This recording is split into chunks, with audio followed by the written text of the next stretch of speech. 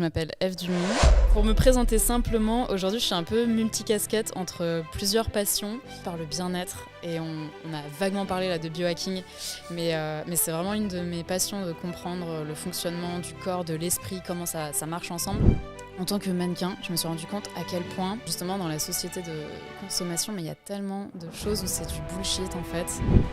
Tu vois, c'est hyper dur de faire la part du vrai et du faux parce qu'il y a tellement de faux besoins qui sont créés juste pour vendre des trucs en fait. Bonjour et bienvenue, on se retrouve dans un nouveau setup, de nouveau. Ah bah là on a, je pense que ça se voit pas, tout est fait pour, mais là c'est du pro là. On a un super setup et on se retrouve dans un nouvel épisode de Père Castor raconte-nous ton histoire. Et aujourd'hui, On reçoit une mère castor. Enfin, on se bat pour avoir le plus de femmes possible et on est très content de te recevoir. Comment ça va, Eve ? Ça va super, je suis très contente d'être avec vous. Pas trop cool. Ah bah, Bon. Amaury va t'expliquer le principe du podcast.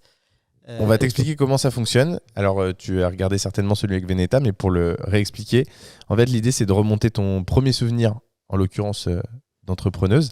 On va y venir. Et puis ensuite de remonter le fleuve ou la rivière de ta vie et venir un petit peu évoluer et comprendre comment tu es arrivé pour être qui tu es aujourd'hui et nous expliquer un petit peu toute cette évolution. Est-ce que juste avant qu'on commence et que tu nous présentes ce premier souvenir, si tu l'as déjà en tête, en sachant que ce premier souvenir, ça peut être tout et n'importe quoi. Vendre des cerises à l'âge de 6 ans, c'est un souvenir entrepreneurial. Vendre, ça peut être... Putain, ça y est, je l'ai du coup. Ok. Donc il y a plein de sujets possibles, mais juste avant, est-ce que tu peux te représenter, enfin te présenter du coup, la première fois, ce que tu fais aujourd'hui, qui tu es? Oui, donc je m'appelle Eve Dumont. Actuellement, je suis un peu multicasquette. En fait, au niveau... on se présente souvent par le business, donc je vais me présenter par ça. Mais en fait, j'ai commencé par faire du mannequinat. Je dirais c'est pas ma toute première expérience pro, mais c'est un peu ça qui m'a lancée. J'ai été repérée dans la rue à 16 ans. J'ai testé un peu, puis finalement... T'as été repérée dans la rue ? Ouais. C'est ouf ça. Tu sais que c'est le rêve d'Amaury. C'est l'histoire de ma vie ça. C'est Non vrai. mais je te jure, c'est la première fois que je vois quelqu'un de repéré, sinon je voyais que des gens à la télé. Du coup je savais pas trop si c'était vrai ou pas, mais du coup ça existe. Moi, Après j'ai pas été repéré. c'est une histoire de contexte. Faut être, t'es au bon endroit au bon moment. Tu vois, je vivais pas à Paris, mais proche, donc c'était dans Paris, ça facilite. Je dirais. Et tu le cherchais ou c'est le hasard total ? Non, c'était le hasard total. C'était putain, je me souviens bien. En plus, c'était un lendemain de soirée. J'avais pas dormi chez moi, donc c'est pas le moment où tu t'attends à ça. Mais je devais du coup avoir peut-être un petit smoky coulant. Non, mais ouais, c'était drôle. Et au début, tu te demandes si c'est pas un peu une arnaque. Puis finalement, c'était pas une arnaque. Ou un plan de drague à la con. Ouais. Et non, ça tu le sens un peu quand c'est un plan de drague à la con. Mais bref, du coup, ça.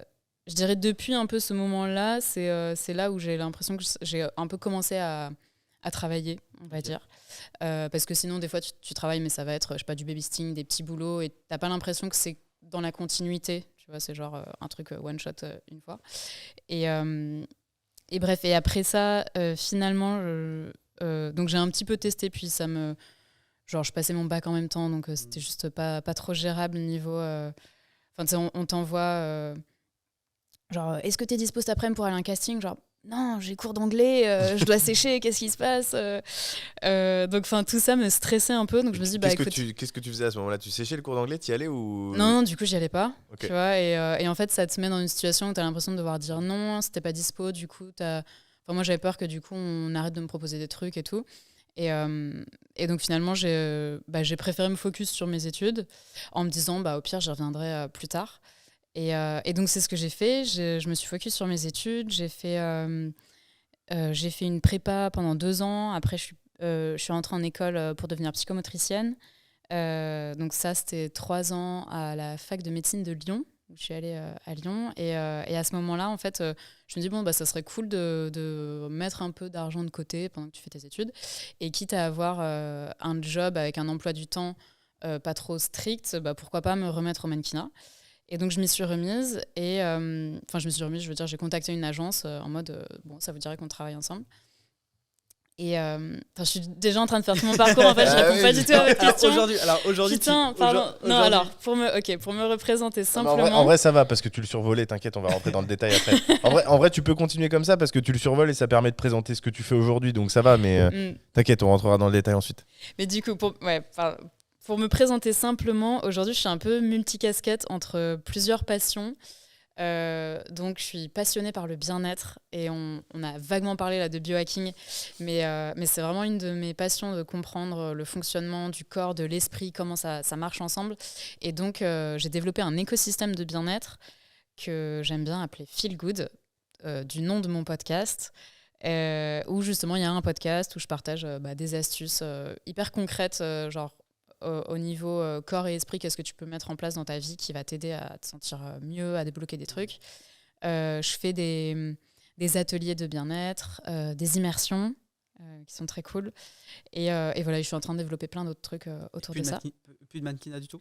Et alors, je fais encore un peu de mannequinat, de moins en moins, mais disons que j'ai essayé de plus prendre le lead de ma carrière plutôt que d'être en agence où tu attends qu'on t'appelle, etc. Et en fait, j'ai aussi développé mes réseaux sociaux. Donc, du coup, il y a aussi l'influence qui rentre là-dedans. Mais tout ça se rejoint, en fait. Justement, toutes mes casquettes, elles se rejoignent un peu sur les réseaux sociaux. Et je donne aussi des formations à des entrepreneurs qui ont des business en dur pour comment utiliser les réseaux sociaux pour développer leur propre business. Donc, aujourd'hui, tu as 3 business ? Ouais, on peut dire ça. Ok. Et tu vis de ces 3 business. Je sais que tu as une collaboratrice qui... Enfin, j'ai vu tout à l'heure que tu avais une collaboratrice qui bosse avec toi. Ouais. Elle t'accompagne sur l'ensemble de ces business, sur un seul de ces business. Tu as d'autres collaborateurs qu'on n'a pas vus ou c'est structuré comment très, très, très simplement aujourd'hui ? Très simplement, en fait, Louane, donc, qui travaille avec moi, elle m'aide un peu sur tous, on va dire. Je l'ai recrutée, elle fait de l'alternance et elle est en communication événementielle. Donc, à la base, c'était genre l'étiquette, c'est community manager, mais en fait, elle me met sur plein de petites choses. Et après, je vais avoir des free avec lesquels je bosse en externe. Et des agents. Ok. Bon, on voit qui est Eve Dumont aujourd'hui. Tu nous as répondu. C'est quoi ton premier souvenir alors ? Il est venu tout à l'heure, tu nous as dit. Oui. Putain, en plus, trop la honte. J'adorais et j'adore encore dessiner. Quand j'étais petite, je dessinais beaucoup. Et je voyais toujours tes parents qui sont émerveillés par tes dessins. Il y a du potentiel. Donc je me suis dit, putain, il y a du potentiel. Et j'ai commencé dans mes dessins, faire des étiquettes prix. Et genre, je mettais un prix, tu vois. Et je faisais le dessin ? Ouais, sur le dessin. Très stylé. Genre, attends, t'avais quel âge ? Je devais avoir... putain, je sais plus... autour de 5-6 ans, un truc comme ça. Ok.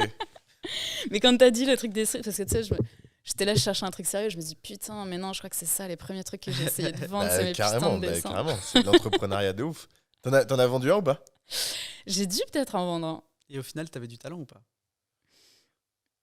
C'était des dessins d'enfants. C'était vraiment des dessins d'enfants. T'as continué le dessin ? T'as arrêté ? Non, j'ai un peu continué, mais comme un hobby. Ok. Je t'ai dit que tu ne pouvais pas forcément le monétiser alors. Non. Et en fait, c'est drôle, mais il y a beaucoup de choses où je suis encore en train de faire ce process, mais il y a beaucoup de choses qui sont des passions où c'est comme si dans ma tête, je m'étais du coup dit que ça pouvait pas être des tafs. Ce qui te plaît, tu l'as un peu sacralisé, quoi. Ouais, c'est un peu ça. Ou même, au-delà de sacraliser, de se dire ah mais non, mais ça me fait tellement kiffer, ça pourrait pas être un job, je pourrais pas être payée pour ça. Tu vois. Et justement, autour du bien-être, c'est tout un travail personnel de déconstruction à faire aussi, de se dire, ou même quand tu vois, on parle de zone de génie, les trucs où tu te dis mais c'est quoi ce que tu pourrais faire sans être payé et sans être fatigué, etc., et qui te fait vraiment kiffer. Je me suis rendu compte que j'avais la croyance limitante que ces trucs-là, ces trucs qui me font vraiment kiffer, qui sont pour moi que du plaisir et de l'amusement et tout, du coup dans ma tête ça faisait genre mais non mais ça du coup ça peut pas être ton taf, faut que tu cherches un truc qui te casse un peu les couilles. Et finalement aujourd'hui est-ce que tout ce que tu fais, tes 3 business, c'est de 3 business passion Ou est-ce que tu es encore en entre-deux et tu continues de rechercher? Je suis encore un peu en entre-deux, je pense. Je suis pas encore 100% dans ma zone. T'es pas dans l'ikigai à 100% encore. Pas encore. Ok. Et tu cherches l'ikigai? C'est un objectif pour toi? C'est carrément. Mais alors pendant longtemps, j'avais l'impression qu'il fallait chercher. Et de plus en plus, je me rends compte... Tu vas venir tout seul. Ouais. Non, mais je me rends compte que c'est parce que tu es dans l'action que les réponses viennent et c'est pas en étant dans l'attente et à faire de l'introspection et à te dire mais c'est quoi le truc Mais par contre, il faut être du coup attentif et réussir à switcher. Je crois que tu as raison sur un truc, c'est qu'il faut être attentif et dans le mouvement. Mm. Et c'est un équilibre qui n'est pas forcément simple à trouver, je pense. Parce qu'en fait, quand on est dans le mouvement et dans l'action, on est un peu avec des œillères. Mm. Et il faut trouver cet équilibre. Genre, j'observe ce qui m'arrive et ce qui se passe, mais il ne faut pas que je m'arrête parce que si je suis statique, il ne se passe plus rien non plus. C'est clair. Et ça, tu vois, ça me fait penser à l'équilibre. Enfin, je veux dire, c'est une étiquette qu'on met, mais c'est le fameux équilibre yin-yang. Les énergies yin-yang, je ne sais pas si ça vous parle un peu. En fait, je trouve... Moi, je connais que la base. C'est-à-dire, quand tu me Les dis deux yin-yang, ouais, c'est blanc-noir. J'ai juste ça. Non, mais du coup, ça m'intéresse, Ok. mais juste par du postulat que je n'y connais rien. Eh ben, c'est un concept un peu qu'on entend sur les énergies yin et yang qui peuvent être présentes en chaque personne. Mais on a tendance à dire que le yin, ça va être l'énergie féminine. On la rattache plutôt à la féminité. Et en fait, c'est pour ça que c'est un concept qui, des fois, fait un peu gueuler les gens. Parce que dès qu'on commence à parler de caricature, de traits typiquement féminins ou masculins, tout de suite, ça crée des débats de ouf. Mais... Surtout en ce moment. Surtout en ce moment. Toi, tu penses qu'il y a du coup des traits typiquement féminins, typiquement masculins? Attends, c'est pas le sujet là, justement, dans le yin-yang. J'ai pas envie de venir sur TikTok. En fait, justement, c'est pour ça que moi que j'aime bien le terme yin-yang, c'est parce que du coup, il y a moins cette question. Et c'est plus de se dire, ok, en chacun de nous, on a ce type d'énergie-là. Et donc, pour le dire simplement, le yin, ça va être justement... Enfin, en tout cas, moi, de ce que j'en ai compris, le yin, ça va être l'introspection, la réflexion, la vision. Là où le yang, ça va plus être, t'es dans l'action, t'es la motivation, le passage à l'action, le go, go, go. Et comme tu disais, je pense que les deux sont hyper importants et qu'en fait, il faut avoir des phases où tu es en mode yin et c'est là que tu as ta vision et c'est là que tu te dis ah ok, cette direction elle est juste pour moi, et ensuite tu passes en mode yang où là tu es à fond dans l'action et il faut réussir à rester en mode yang jusqu'au prochain moment yin, parce que tu peux avoir tendance à être dans l'action et après te remettre à douter, alors que non, tu vois, faut trancher quand tu es dans l'introspection et ensuite tu fonces. Mais Je si... ne vois pas 100% comme ça, moi je l'imagine plutôt qu'il y a toujours les deux. Ouais. Mais c'est plus une histoire de curseur, tu vois, et que tu n'es jamais à 0-100%, Mm. et qu'il y a des moments où il faut que tu sois à 10%, 90%, mais qu'il y ait toujours un peu des deux, tu vois. Et que c'est une histoire Ouais, de ok. nuance et de curseur, et que c'est ce curseur qui avance, et qui, à un moment, tu es plus orienté vers quelque chose, mais il reste toujours une petite part de l'autre, tu vois. Oui, bah non. T'as sans doute, Ah, pas sans doute forcément. raison dans ce Non, sens-là, pas- même quand on pense au... En tout cas, c'est mon stade de la réflexion. Ok. Mais en tout cas, parenthèse sur cette réflexion-là, ce que je trouve hyper amusant, entre guillemets, c'est que j'ai l'impression qu'on a tendance à être... le monde à être beaucoup en mode action, donc yang. Et qu'avec le confinement, on a tous été plongés dans l'introspection. Et depuis, il y a tellement de monde qui ont lâché leur job, qui se sont complètement remis en question, parce qu'ils étaient obligés d'être à l'arrêt et de se demander waouh, qu'est-ce que je ressens, c'est quoi ma vision, qu'est-ce que je veux vraiment, et de se poser des questions plus profondes que qu'est-ce que je dois faire. Des vraies questions existentielles profondes, Mm. des questions que personne n'avait pris le temps de se poser. Mm. Tu crois pas que c'est l'intérêt de la société, justement, d'éviter que ces gens-là se posent des questions, parce que sinon, tu as un switch. Et encore, en fait, je sais même pas si c'est l'intérêt, mais en tout cas, de la société capitaliste qu'on a aujourd'hui, d'avoir des gens qui continuent à faire leur job sans réfléchir pour qu'ils puissent avancer sur une tâche. C'était la réflexion qu'on avait un petit peu tout à l'heure, d'ailleurs, mais Ok. c'est de se dire, tu dois avancer, t'avances sur une tâche, etc. Et finalement, là, la société, elle se retrouve dans un moment qui est peut-être positif, d'ailleurs, pour elle, de se dire que en fait, on fait évoluer la situation. Il y a des gens qui étaient à un job à un moment donné et qui vont évoluer vers un autre job. Mais du coup, on se retrouve à avoir des besoins sur certains sujets. Est-ce que tu ne crois pas que c'est une volonté de la société de vouloir tendre vers le fait que les gens ne puissent pas réfléchir par eux-mêmes? Pour une partie, en tout cas. J'ai du mal à imaginer vraiment la société avec genre des gens, tu vois, qui manipulent tout un peu comme si on était un peu des pantins. Parfois, j'ai un peu cette idée-là, mais je pense que c'est pas ce qui est le plus ancré dans ma vision de la société. Donc, j'ai aussi l'impression que la forme qu'elle prend, c'est celle qu'on lui donne en tant que chaque individu ensemble. Et pour te prendre un autre exemple de cette vision, c'est typiquement les réseaux sociaux. Quand tu regardes la forme qu'ils ont aujourd'hui, c'est la forme que les utilisateurs lui ont donnée. Parce que genre, quand tu tapes Instagram sur Google, la définition que ça t'en donne, c'est genre un réseau pour partager avec ta famille et tes amis tes photos préférées. Tu vois, tu regardes Instagram aujourd'hui, c'est pas ça la définition que tu donnerais. Et c'est devenu un média en fait. Ouais, c'est devenu un média. Puis c'est devenu tellement de choses qui n'étaient pas prévues, et c'est l'utilisation qu'on en a eue. Et bien sûr, eux, genre les boss d'Instagram le pilotent un peu avec les règles qu'ils lui donnent, mais fondamentalement, j'ai l'impression que c'est aussi les individus qui vont le former de cette façon-là, tu vois.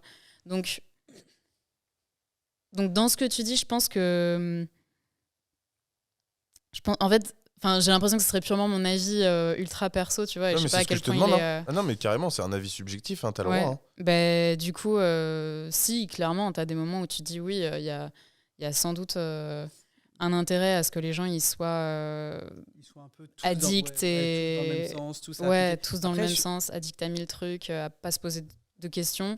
Je suis pas d'accord avec moi-même sur ce sujet en fait. C'est-à-dire que Ok. je pense qu'effectivement ça convient très bien à la société que tout le monde soit dans le yang et dans l'action parce que en fait ça contribue. Mm. Mais en même temps, j'imagine pas cette pièce où il y a les 7-8 personnes qui se réunissent et qui va dire on va faire ça, on va mettre ça en place. Bah ouais, tu vois, en fait, moi non plus. donc du coup, je suis pas encore d'accord avec moi, ça viendra peut-être un jour. Non, mais il y a un peu de... C'est comme ce que tu disais, c'est une histoire de curseur en fait. Ouais, ou alors c'est un peu ce que tu dis, c'est que finalement, en fait, involontairement, on construit nous-mêmes cette société. Tout le monde en y contribuant à sa manière. Bah Et ouais. donc, elle avance dans le sens global et finalement, on s'en rend même pas compte. Et si aujourd'hui, ces gens-là n'ont pas le temps de réfléchir, c'est parce que nous-mêmes, on a créé une société où on se donne plus le temps de réfléchir. Mm. Et peut-être que c'est pas une direction donnée par une personne. Et l'équivalent des boss d'Instagram, pour reprendre l'analogie, c'est les personnes qui font de la politique aujourd'hui, mais les personnes qui font de la politique aujourd'hui, ou les personnes qui, enfin peu importe, mais d'autres personnes qui décident, vont aussi dans le sens général, parce que si ces personnes-là vont dans un sens qui va pas dans le sens général, on a trop de conflits, et donc ça bloque, et donc ça avance dans un autre sens ensuite. Donc la vérité, elle est peut-être plus là. Peut-être que c'est un mélange des deux. C'est à la fois la population et en même temps une tendance... Les trucs qui me font flipper, par exemple, qui iraient plus dans ce sens-là, c'est quand on regarde... j'avais vu un documentaire excellent qui s'appelle Propaganda, la fabrique du consentement, que je recommande à tout le monde de regarder. Je crois qu'il est dispo sur Dailymotion, un truc dans le genre. Et en fait, ça parle de Edward Bernays, qui est un publicitaire dans les années... je veux pas dire de conneries, je dirais début 20e 1900. Ouais. Tu dis 20e siècle, comme ça tu t'emmerdes pas. C'est ça. Et qui du coup a aidé des multinationales à retourner le cerveau de la population pour faire adhérer à des produits, et ensuite il a été engagé par des politiciens, pareil, pour retourner le cerveau de la population, à par exemple s'engager dans des guerres, faire des trucs comme ça, et vraiment je vous recommande de le regarder, il est incroyable. Mais juste pour donner un exemple assez fou, il est à un moment engagé par une multinationale de... je vais vous donner 2 exemples parce que ça vaut le coup de les connaître. Premier exemple, donc par une multinationale de bacon. Et en fait, il va faire appel à énormément de médecins, ça se passe aux États-Unis, qui vont commencer à recommander le petit-déj qu'on connaît typique américain aujourd'hui, avec évidemment du coup du bacon et 1001 autres choses qui en fait n'ont aucune véracité en termes de santé. Scientifique. C'est ça, mais c'est juste que au niveau lobby, c'est intéressant. Et tu dis, punaise, il a réussi à avoir des médecins dans sa poche et tout, c'est fou. Et aujourd'hui encore, il est tellement connu, ce petit-déj, je veux dire, il est ancré dans les habitudes de tellement de personnes. Il y a plein de trucs comme ça, hein, genre le lait par exemple. Le lait, de fou. Le lait, c'est un lobby. Enfin, en plus, moi je le sais pour le coup, je le sais. Par rapport à des douleurs articulaires que j'ai, quand j'en consomme trop, même dès que j'en consomme, j'ai beaucoup plus mal. Je sais pas quel est l'impact que ça a pour tout le monde. En tout cas, moi, Mhm. personnellement, l'impact que j'ai, c'est celui-là. Et pour autant, quand on me dit, quand t'es petit, on te dit le lait, c'est bon pour la vie. Enfin, je sais Mais plus ouais, ce que on c'est, connaît tu vois. tous le Tu slogan. vois, Les produits laitiers. voilà, c'est ça. C'est nos amis pour la vie. Voilà. Donc, tu vois, typiquement, il y a cette propagande-là. Il y en a une autre aussi. Et là, peut-être, je veux pas que ça soit conflictuel, mais je connais pas parfaitement le sujet. Mais je sais, tu m'as parlé tout à l'heure du tri. Tu sais, tu faisais le tri Ouais, avec les ok, poubelles. ouais. Et tu sais d'où ça vient le tri ou pas, du plastique? Non, tu vois. En fait, ce qui s'est passé, c'est que, alors je veux pas dire de bêtises, mais dans les années 70, il y avait du plastique partout sur les plages américaines, parce que du coup, le plastique flottait, ça se dégradait pas, et donc ils se retrouvaient à en avoir partout sur les plages. Et je crois que c'est, alors je sais plus quel État aux États-Unis, mais en fait, il y a un État aux États-Unis où ils ont dit, bah, écoutez, soit vous arrêtez de produire du plastique, ou soit vous trouvez le moyen que les gens le jettent ailleurs, mais nous, c'est plus possible. On a du plastique partout sur les plages, partout dans l'eau, on pourra pas continuer comme ça. Et ça coûtait tellement pas cher à produire et c'était tellement dans l'intérêt que du coup, qu'est-ce qu'ils ont décidé de faire? Ils ont décidé de mettre en place des poubelles où justement ils incitaient au tri, alors qu'à ce moment-là, ils ne savaient pas trier. Et d'ailleurs, même aujourd'hui, quand tu regardes, de plus en plus, on tend vers du tri sur ce plastique-là, mais tu sais qu'une grosse partie du tri que tu fais n'est pas du tout recyclé. Et à ce moment-là, quand on l'a fait, alors est-ce que finalement, c'est pas pour quelque chose de positif? Malgré tout, c'est quand même quelque chose de positif, parce que du coup, tu as eu moins de plastique sur les plages. Mais ça a été pour continuer à toujours produire plus de plastique et pouvoir se le permettre. En tout cas, l'idée au départ, c'était celle-là. Et après, les choses ont évolué dans le temps, et aujourd'hui, bon, bah, malgré tout, il y a aussi du business qui s'est créé derrière, parce qu'on s'est dit, bah, qu'est-ce qu'on va faire de toutes ces poubelles où on va recycler ce plastique, on va essayer de faire quelque chose. On ne sait pas encore le faire très bien, mais on le fait de plus en plus. Et ça, c'est issu d'une propagande à un moment donné, parce qu'il y avait un intérêt d'une société sur ce sujet-là. Et le deuxième exemple. Ouais, le deuxième exemple. Et ensuite, je voudrais rebondir sur un truc que tu viens de dire qui me parle tellement. Attends, vas-y, deuxième exemple. C'est par rapport aux cigarettes, où en fait, il est donc embauché Lucky par. Strike. Alors, c'est pas ce sujet-là. Ah, c'est pas celui-là. C'en est un autre, encore plus énorme, je trouve, où c'est en fait, il est embauché donc par je sais plus quelle marque de clope. Et il se rend compte qu'il n'y a que les hommes qui fument. Donc il se dit, ok les gars, pour vous faire exploser votre marché, il faudrait que les femmes se mettent à fumer. Donc un jour où il y avait je crois une manifestation pour les droits des femmes, je sais pas quoi, enfin bref, un événement social, public important, il a fait que tu avais un cortège de nanas célèbres à l'époque, au début de la manif, en train de fumer des clopes, et elles ont été photographiées à la une de tous les magazines, enfin de tous les journaux, avec un slogan style je sais pas, la cigarette de la liberté, enfin c'est comme si fumer des clopes c'était la liberté des femmes, tu vois. Ouais. Et tu te dis mais trop fort. C'est l'influence de l'époque, quoi. Ouais. Tu voulais rebondir sur un truc?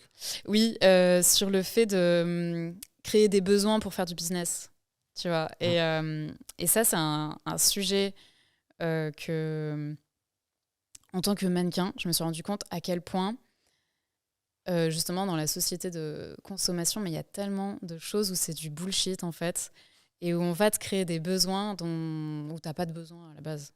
Et pour créer des produits qui servent à rien. T'as des exemples en tête, genre, que t'as fait, ou tu peux peut-être, je sais pas si tu peux le dire, mais t'as l'air... Non, mais si, il y en a tellement, en fait, quand tu regardes, par exemple... Enfin, non, mais ouais, il y en a dans tout, en fait, dans tout. Dès que tu regardes 2 secondes, est-ce que vraiment ce truc-là, t'en as absolument besoin? Par exemple, quand tu regardes aujourd'hui le nombre de crèmes différentes, avec 10 millions d'étapes différentes qu'on te propose, et où t'es là, après, j'aime bien demander à des dermatos, genre, mais... c'est quoi votre avis sur la question? Et c'est genre, non, mais en vrai, alors ça, t'as pas besoin. Et par contre, prends une bonne crème. Ok, ce truc-là, il y a des recherches qui ont été faites qui sont intéressantes. Enfin, tu vois, c'est hyper dur de faire la part du vrai et du faux parce qu'il y a tellement de faux besoins qui sont créés juste pour vendre des trucs, en fait. Bah ouais, et ce qui est dommage, c'est que du coup, on y croit. On a un discours où, moi, du coup, je suis peut-être, tu vois, à l'opposé là-dessus, c'est que du coup, j'y crois tellement pas. J'ai tellement l'impression qu'on me bullshit tout le temps que du coup, je m'y intéresse pas. Tu vois, enfin, en l'occurrence, je pense qu'il doit y avoir des crèmes qui sont vachement intéressantes. Il y a certainement des crèmes qui sont utiles, les déodorants, ça c'est mon éducation, mais parce que mes parents ils m'ont toujours dit d'utiliser la pierre d'Alain. J'avoue que j'ai jamais vérifié si c'était intéressant ou pas, mais en tout cas, tu vois, ça c'est plus.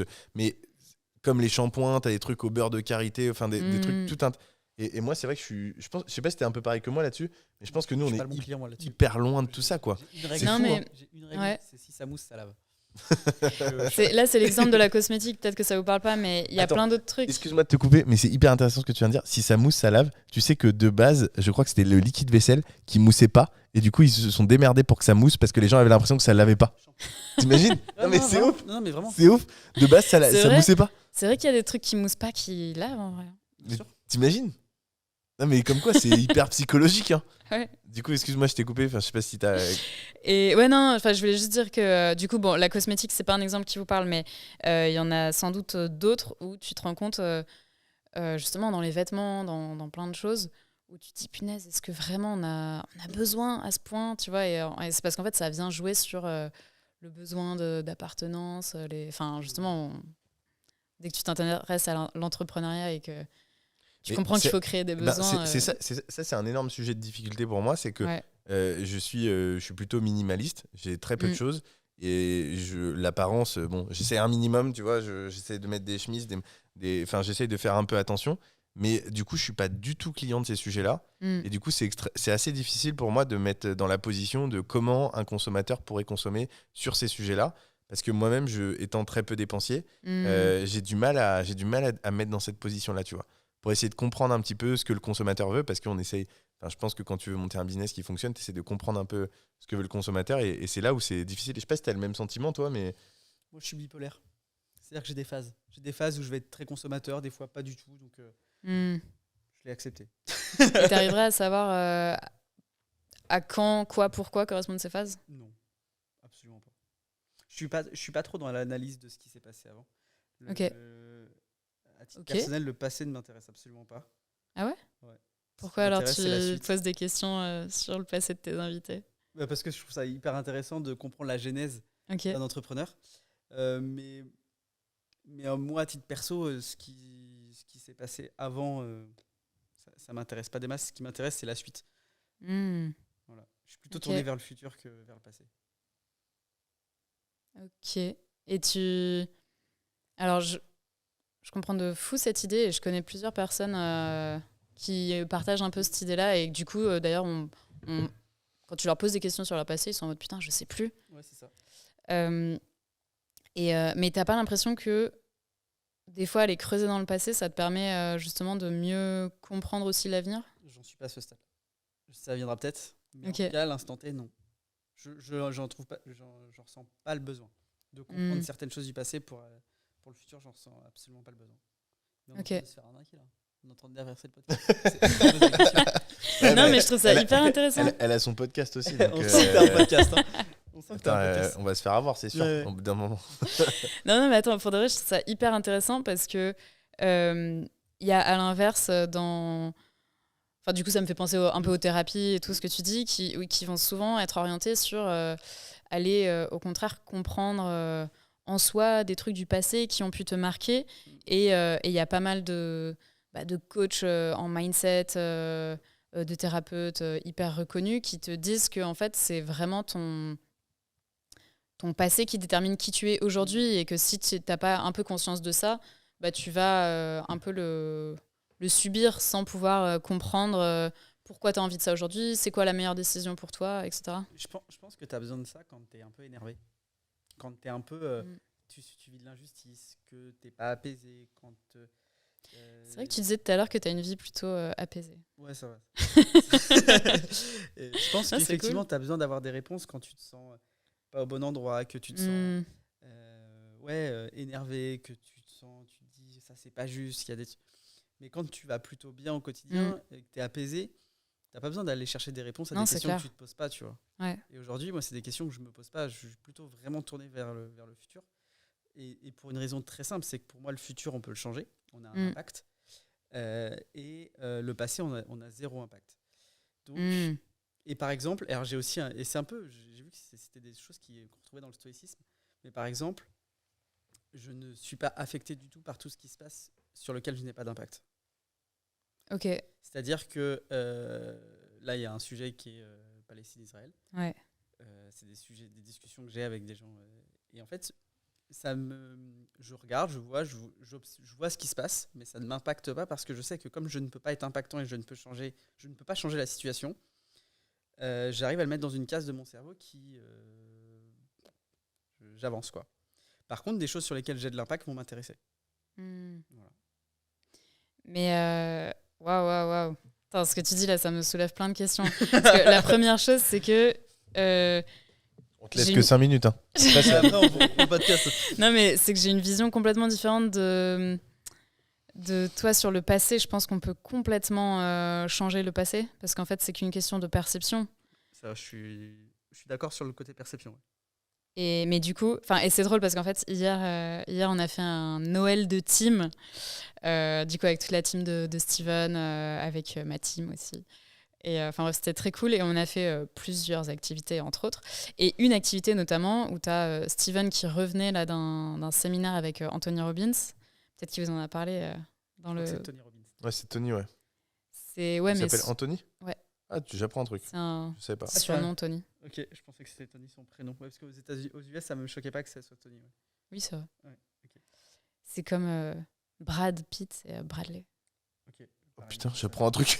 Je savais pas. Il y en a d'autres ou pas ? Parce que ça va nous aider là. Non, je crois que j'avais pas d'autres. Ok. Mais et bref, on a fait un exercice excuse-moi, Ouais. Will Smith, c'est William ? Putain, j'ai pas vérifié, mais peut-être. Il y a moyen. Okay. Ça claque moins d'un coup. Ouais, hein. William Smith, Bradley Pitt. Ça le fait moins. Ouais, Ça fait Bradley Pitt, beaucoup moins. Ils sont forts les ricains quand même. Ils sont trop forts. Et Tu penses qu'on peut avoir un impact sur le passé ?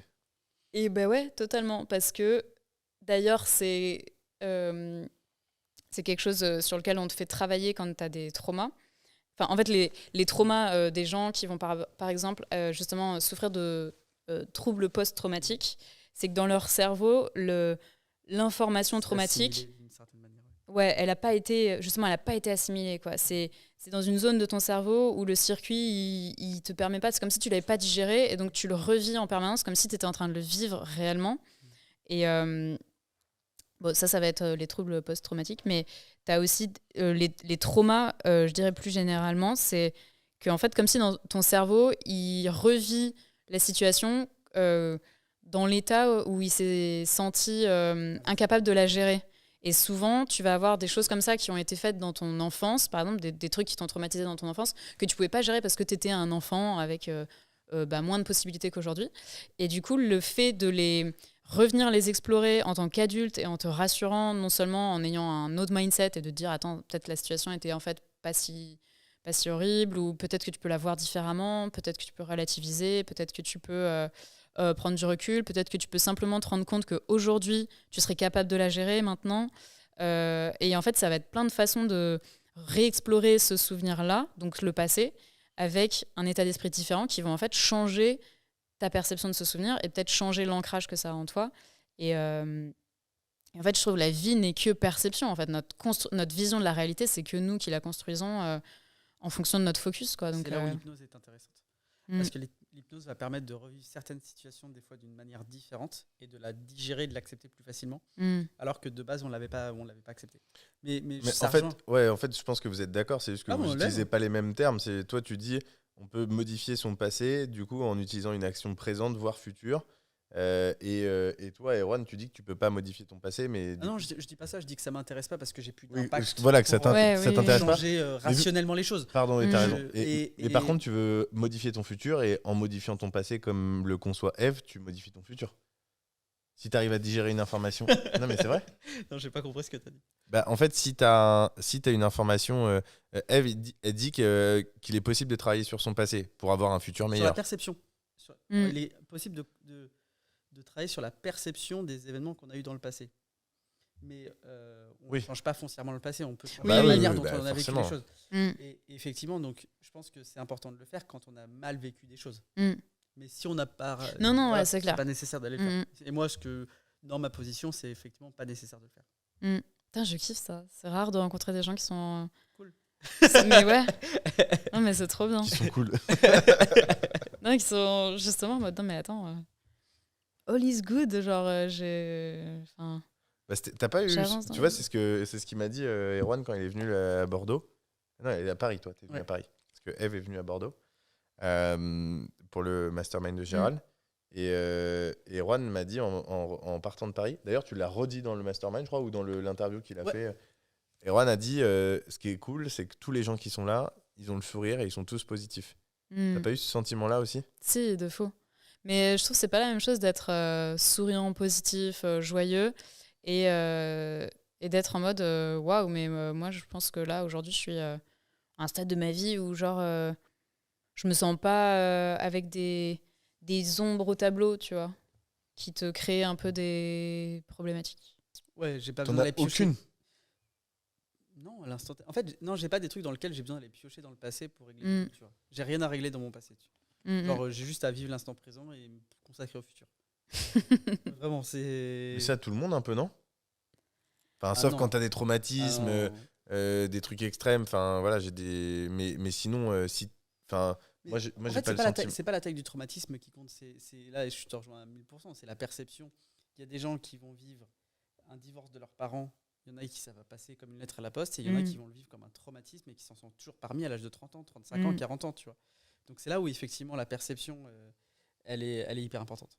Et en fait, c'est pas forcément des gros traumas, mais il peut y avoir des fois dans le passé des choses qu'on ne digère pas. Et que si on les règle pas d'une manière ou d'une autre, on le traîne un peu comme un fardeau. toute sa Ah vie. bah ça, c'est sûr. Ouais, non, mais je comprends.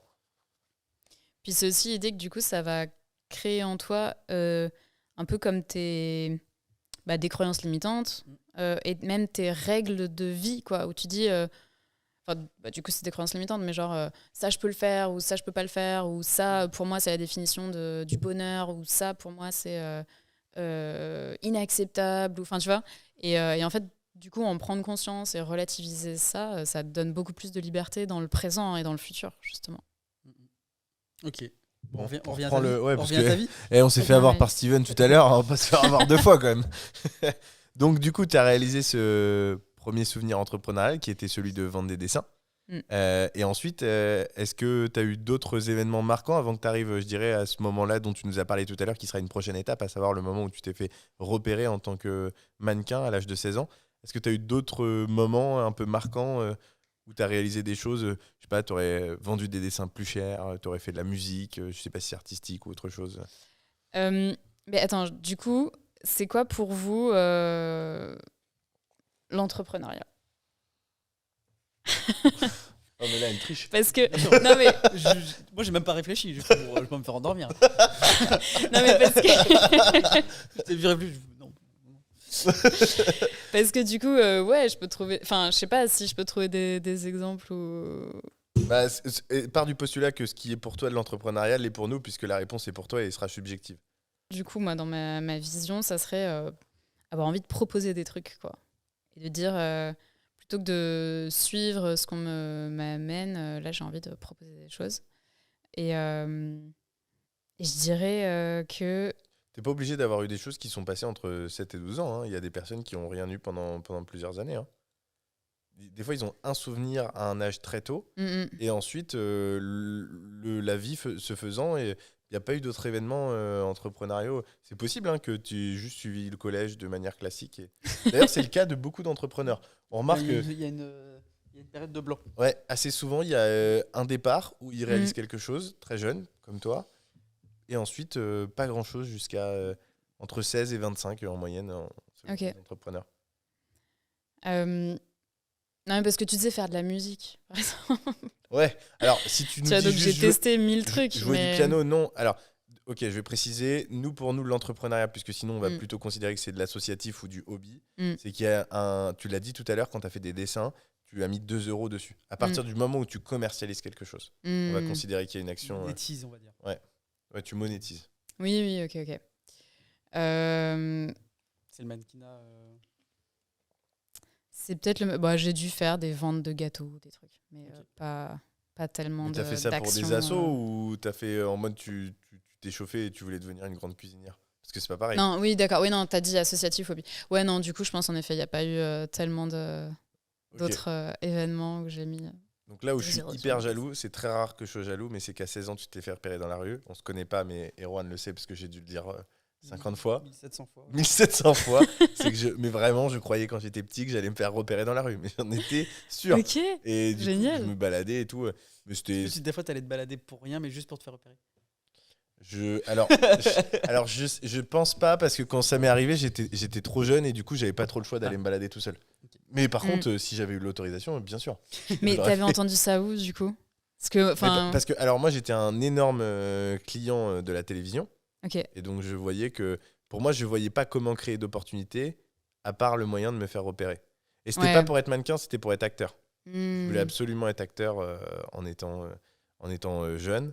Et du coup, et pourquoi ça m'est venu aussi, parce que je voyais Harry Potter, je me suis dit, bah, tu vois, moi je suis de 98, donc Harry Potter, le premier a dû sortir en 2001.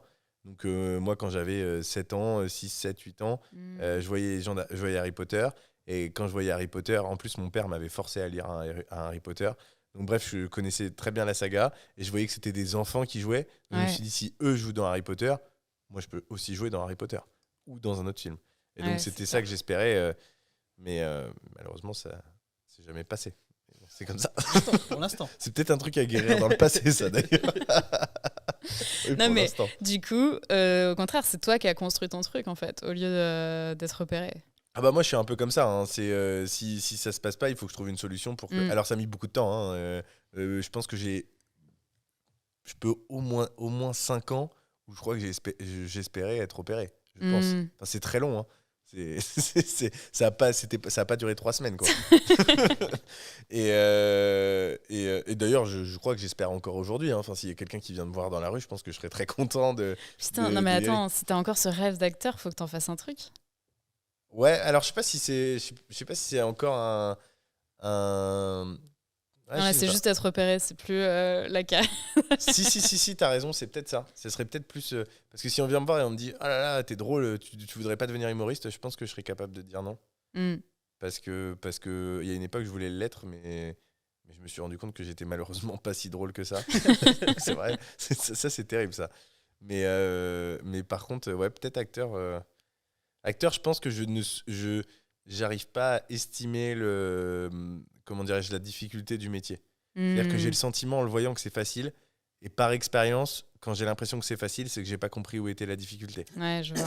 Donc du coup, je suis probablement encore très loin de ce qu'il faut faire pour pouvoir être bon et pouvoir bien le faire. Mais si un jour on me propose de jouer dans un film... Ouais, j'allais dire, moi, une des premières difficultés qui me vient en tête, c'est d'en vivre.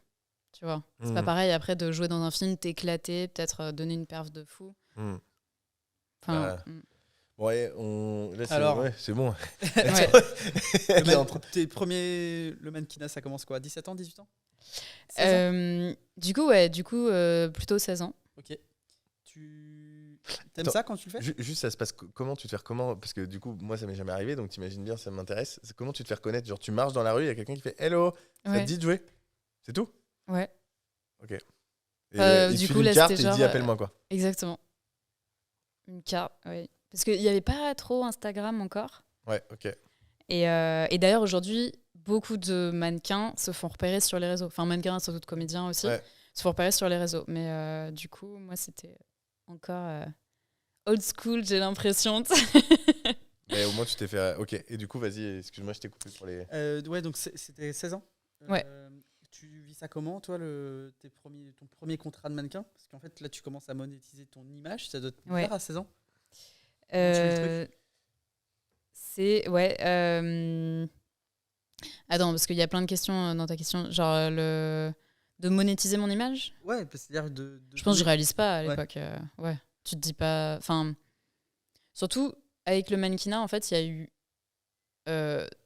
ça, d'ailleurs, c'est un truc où souvent, c'est souvent des filles assez jeunes, je pense, où du coup, t'as pas encore la lucidité sur qu'est-ce que c'est que vraiment ce métier. Et justement, au début, tu te dis, waouh, faire des photos, ça te paraît beaucoup de paillettes, trop stylé. Et tu captes pas tout de suite que c'est ce dont on parlait tout à l'heure. Genre, non, en fait, c'est pour vendre des produits, ma chérie.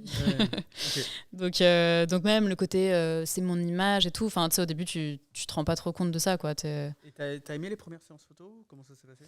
Alors, ma mère est photographe, donc ça m'était pas du tout inconnu. Et en fait, ce métier m'a parlé parce que j'étais sensible à la photographie artistique. Okay.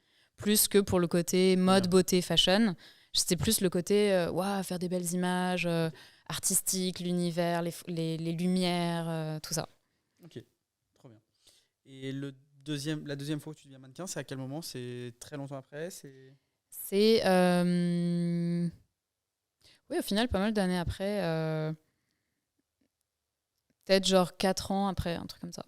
Donc à 20 ans, tu commences à avoir des contrats un peu plus sérieux et tu commences à en vivre à ce moment-là?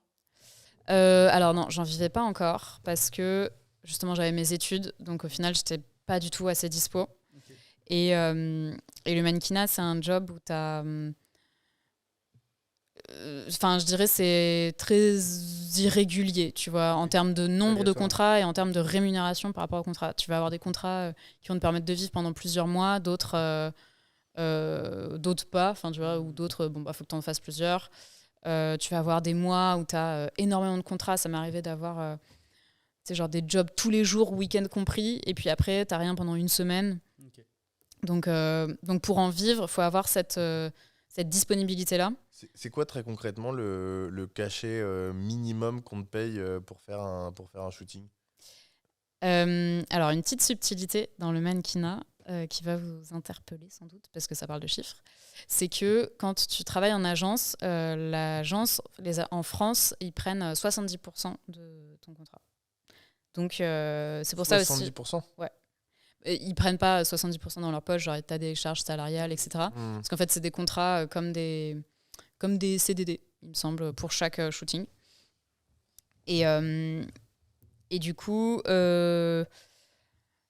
en gros, je dirais le salaire minimum, ça va être peut-être autour de 500 balles dans la poche de la mannequin, donc ça fait 1500 le shoot, un truc comme ça. Et un shoot, c'est une journée, 2 jours? Une journée. Ok, donc minimum syndical, quand t'es mannequin, tu gagnes 500 balles par jour. Tu factures 500 balles par jour. Ou non, t'es payé en CDD. Ouais. T'es rémunéré 500 balles dans la journée. Je peux en faire une vérité générale, mais c'est la moyenne. À 16 ans, c'est bien. Ouais, bah oui. À 16 ans, t'as ça, t'es genre, mais quoi? 40 balles avec une soirée complète de babysitting. Et du coup, le premier métier que tu fais qui te permet de vivre réellement, c'est quoi? C'est le mannequinat. Ok. Au final. À quel âge? En fait, je m'y suis un peu remise pendant mes études. Puis, dernière année d'études, j'ai arrêté à nouveau parce que j'étais en stage tout le temps, j'avais plus le temps ni rien. Covid, confinement. Donc, tu as terminé les études en 2020? Et ouais, ok. Et t'as mon âge? Mais t'as dit 98 tout à l'heure, je me suis dit, je suis de 97. Ah, t'es de 97. Ok, je croyais que t'avais 29. Ah ouais? Non. Ok. Je croyais que j'étais plus jeune que vous. T'es plus jeune qu'Erwan. Oui, moi oui, quand même. Ok. J'aime bien poser la question, tu penses qu'il a quel âge? Mais je sais pas, du coup. C'est même plus moi, là. Tu sais. J'ai 30, en ce moment, j'ai 35. 35, ok. J'aurais dit 30. Ouais. Il fait un peu plus jeune. Ouais. Non, mais c'est fou, maintenant, j'arrive plus à deviner les âges. Je sais plus qui m'a dit que t'avais 29 ans, mais du coup, t'es plus jeune, alors t'as 26? Ouais. Ah, ok. Je pensais que t'es... Ok. Quand, 97? Mars. Ok. Pas le 22? Non. C'est la naissance de ma maman, c'est pour ça. Ah ouais? Et du coup, on est parti. Et du coup, ouais, pendant en fait, à la fin, donc à la fin de mes études, 2020. Je me rends compte que je suis passionnée par tout ce que j'ai étudié. Donc, comme je vous disais, les liens entre le corps et l'esprit, tout ça. Enfin, la santé, le soin, comment, en gros, tu gères tes émotions, ton stress, plein de choses, en passant par le corps et tout, enfin bref. Mais pas envie de le pratiquer dans l'univers médical français, comme on peut le voir, parce que j'avais cette envie de plus d'un impact différent et de liberté personnelle en termes géographiques et envie d'un salaire... Oui, d'une rémunération différente. Voilà. Et donc à ce moment-là, je me suis dit le temps de voir ce que je veux faire de cette passion pour le bien-être et de cette envie de d'aider les gens, je vais me remettre au mannequinat. Comme ça, justement, je vais peut-être... Et ça devient, déjà... et ça devient alimentaire. Ouais, et j'ai pu en vivre direct. Et ça, je me rends compte que c'est une chance parce que y a plein de mannequins qui ont du mal à en vivre, tout court et d'autant plus rapidement. Donc, mais ça, c'est Pourquoi un truc t'as aussi réussi, où... toi qu'est-ce qui fait la différence? Parce que du coup, nous, c'est un métier qu'on côtoie Ouais. jamais. Qu'est-ce qui fait que toi, t'as réussi à en vivre plus rapidement que d'autres mannequins? Ça se voit. Comment? Normalement, ça se voit. Ouais, non, mais Non. Non, mais ce que je veux dire, c'est... est-ce que c'est qu'un critère physique? Non, tellement pas, justement. Voilà, c'est ça. Non, mais c'est vrai. C'est surtout dans le mannequinat, tu as plusieurs types de mannequinat. Moi, je suis pas mannequin défilé, high fashion. Je suis mannequin plus commercial, où je vais faire donc beaucoup de shooting, mais ça va vraiment être donc pas justement dans la haute couture ou quoi. Ça va plutôt être les marques de prêt-à-porter que vous voyez partout, les marques de cosmétiques. Les contrats que tu as fait qu'on connaît. Que vous pouvez connaître, Chlorane. Je sais pas si vous parle. Non c'est Bah oui. Oui. Ah oui, ok. Non, pas du tout. Non. Ok. Pourtant, j'ai une petite. Pourtant, amie qui est très, sa copine, elle est full mode. Hein. C'est pas de la mode, c'est justement shampoing. Ah, okay. Bah, tu vois, on te ment pas quand on dit qu'on connaît pas. Non, d'autres trucs. J'ai bossé après pour Dior, par exemple. Ah, ça, on connaît ça. Mais où là, tu vas pas faire. Du coup, je vais pas faire la tête d'affiche, tu vois. C'est Dior, je sais plus qui c'est les gérer en ce moment. Mais tu vas faire d'autres petits jobs comme ça. Des marques que vous pouvez connaître. Attends, mais du coup, je sais pas si vous connaissez pas que là. Non, mais Dior, c'est très bien. Dior, c'est très bien. Non, mais enfin voilà, prêt-à-porter, lingerie, bijoux. Et du coup, alors, qu'est-ce qui fait la différence au-delà de l'aspect évidemment physique, ça j'imagine bien, mais pas que, juste savoir dans le métier, qu'est-ce qui fait que toi, tu as plus de compte? Est-ce que c'est en effet que le physique et point à la ligne? Non, clairement pas. Il y a plusieurs ingrédients. Et en fait, moi aussi, ce qui a fait que j'ai rapidement pu en vivre, c'est que je me suis lancée sur les réseaux au même moment et que les marques ont commencé à me contacter aussi via les réseaux, ou bien qu'elles contactaient mon agence en mode on veut Eve parce qu'ils m'avaient vu sur Insta. Et donc, t'as lancé quand les réseaux? Alors, j'ai loupé le truc du confinement, justement. À ce moment-là, j'étais pas du tout réseau. C'est une belle opportunité. Ouais. Il paraît qu'il y avait un truc qui se passait un peu, ouais. Non, mais c'est drôle, en fait. Avant ça, je détestais les réseaux sociaux. Je trouvais que c'était genre perte de temps, narcissique. Ça me stressait. Et en fait, j'ai à peu près au même moment où je me suis mise au mannequinat. Enfin, pas au mannequinat, parce que du coup... je les avais avant, mais voilà, au moment où je me suis dit, vas-y, je vais vivre du mannequinat, quoi. Donc, Donc, mi-2020, quoi, en gros. Ouais, c'est ça. Été 2020, tu as terminé tes études, tu t'es mis en full-time, disons septembre 2020, et tu t'as lancé tes réseaux sociaux. Donc, décembre ça veut dire 2020. Décembre 2020. C'est-à-dire qu'en 3 ans, vu qu'on est en décembre 2023 quand on fait cette vidéo, 21 2023, en 3 ans, tu es passé de 0... ou 1000 ou 1500, j'imagine. Moins de 10 000. Moins de 10 000 à 220 000 aujourd'hui, c'est ça? Ouais. Ok.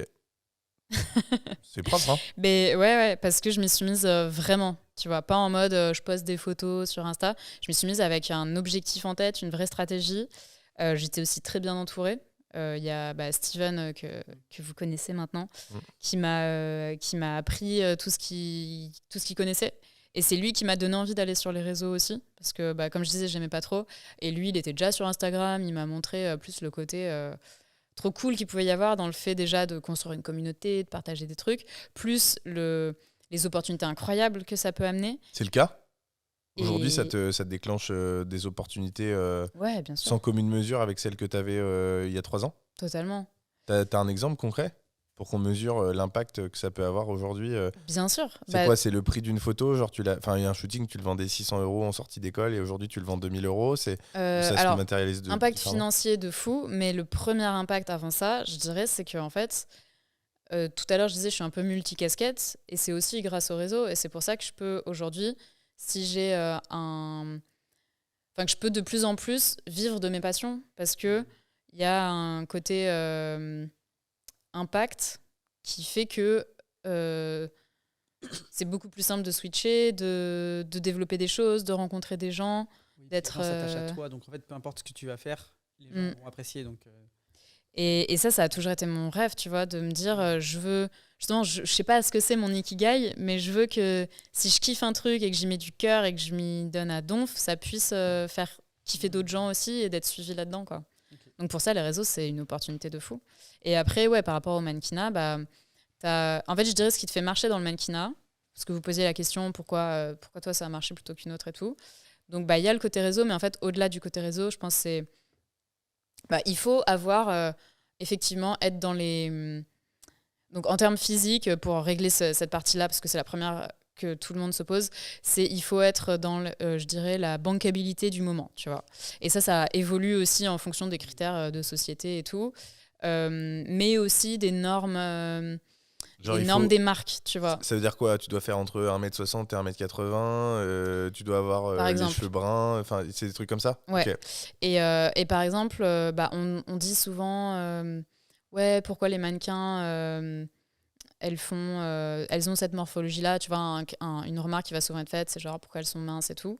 Il y a 1000 raisons derrière ça, mais en tout cas, moi, une des premières que je peux constater souvent en shooting, c'est qu'en fait, quand tu vas faire les photos des collections, ils n'ont pas encore tiré toute la collection et ils tirent les protos de la taille qui va être le plus vendue. Et en France, c'est genre 36-38. Et donc, du coup, ils prennent des mannequins qui rentrent dans leur proto, en fait. Et moi, ça m'arrive de pas du tout être castée parce que je suis trop petite ou bien je suis trop fine, justement, parce que genre leur proto pour telle marque, eux, c'est du 38. Et du coup, moi, ça va être trop grand. Et enfin, tu vois, en fait, c'est...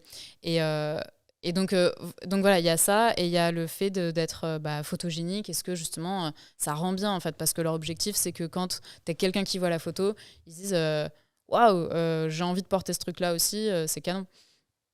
Et donc ça, il y a un mélange de... Il faut que ça fasse un peu rêver, mais il faut aussi qu'on puisse s'identifier. Et c'est pour ça que la différence entre le commercial et le high fashion, les mannequins n'ont rien à voir. Genre high fashion, ça va être des filles super grandes, très minces, avec vraiment des... Quand tu dis high fashion, c'est les filles qu'on voit marcher sur les scènes et qui font le tour, c'est ça? Ouais, en gros, par exemple. Okay. Mais même, tu vas avoir aussi tout ce qui est édito et tout. Et là où, dans les mannequins commerciales, en fait, ça va être plus la girl next door, quoi. Ok. Et, donc toi, t'es plutôt commercial, c'est ça? Ouais. Ok. Et est-ce qu'aujourd'hui, le fait d'avoir développé tes réseaux sociaux, ça te permet de gagner du temps, justement? C'est-à-dire qu'auparavant, peut-être il y a 3 ans, quand tu as commencé, tu disais qu'il y avait une sélection. Donc tu passais un casting, vous étiez 10, 15, j'imagine, ou quelque chose comme ça, et une personne était sélectionnée. Est-ce qu'aujourd'hui, on t'appelle, on te dit « Eve, c'est toi que je veux », et ça t'évite justement ces castings, et tu gagnes du temps dans ta profession, ou pas forcément? Eh ben, alors, ça peut... En fait, justement, donc je me suis lancée sur les réseaux à ce moment-là. Alors, ça, je sais pas à quel point je peux le dire au mic, parce que... Tu peux tout dire. En fait, le statut auto-entrepreneur mannequin n'existe pas. Ok. Pas encore. Il n'y a pas de micro-entreprise, tu peux pas facturer des prestations en micro-entreprise? Non. Okay. Légalement... C'est pas du BNC, non, du coup? C'est pas du BNC ou assimilé à la prestation de service ou non? Tu as un truc vraiment spécifique sur le mannequinat, parce que y a un côté...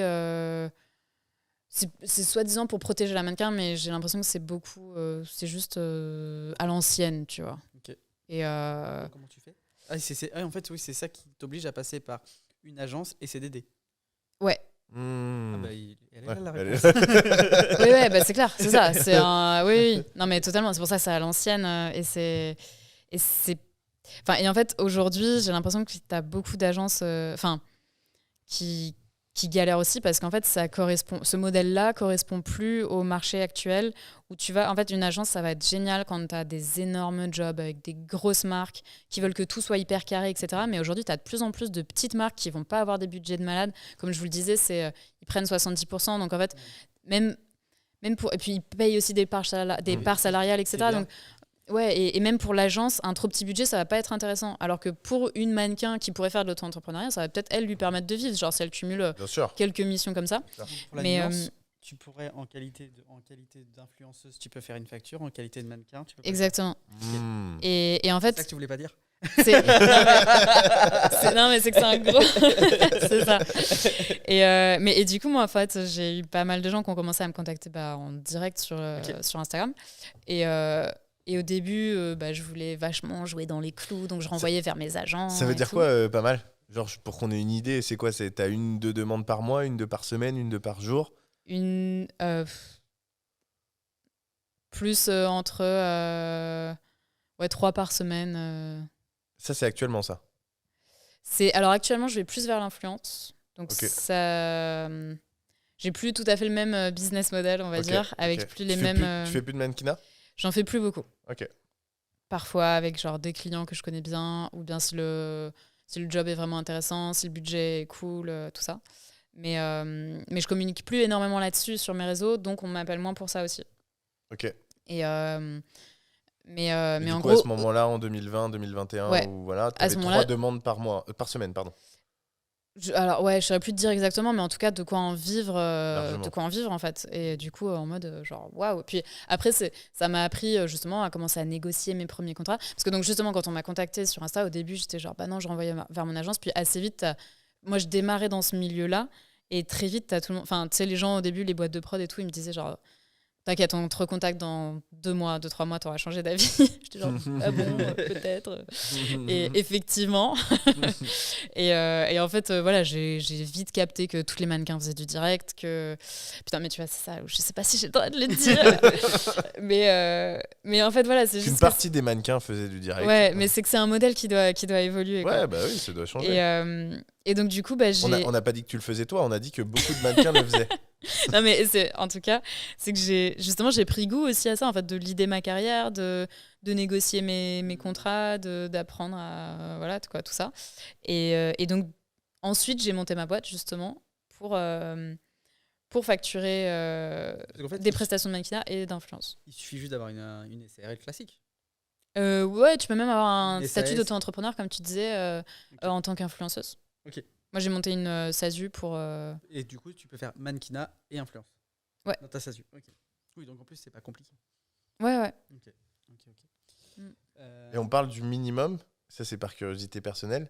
Maximum, pas forcément toi, mais un shooting, enfin toi si tu veux d'ailleurs, ou même des superstars. C'est quoi le coût pour un shooting Attends, superstar, il n'y a pas de limite. Ok. Alors pour toi, si tu veux bien nous le donner. Et en fait, c'est là où je disais ça va énormément dépendre aussi du client. Et en mannequinat, on te facture. Vous demandiez tout à l'heure pour un shoot, tu factures la prestation et les droits. Et c'est les droits qui vont pouvoir facturer plus parce que ça va être genre, c'est affiché où, comment, combien de temps.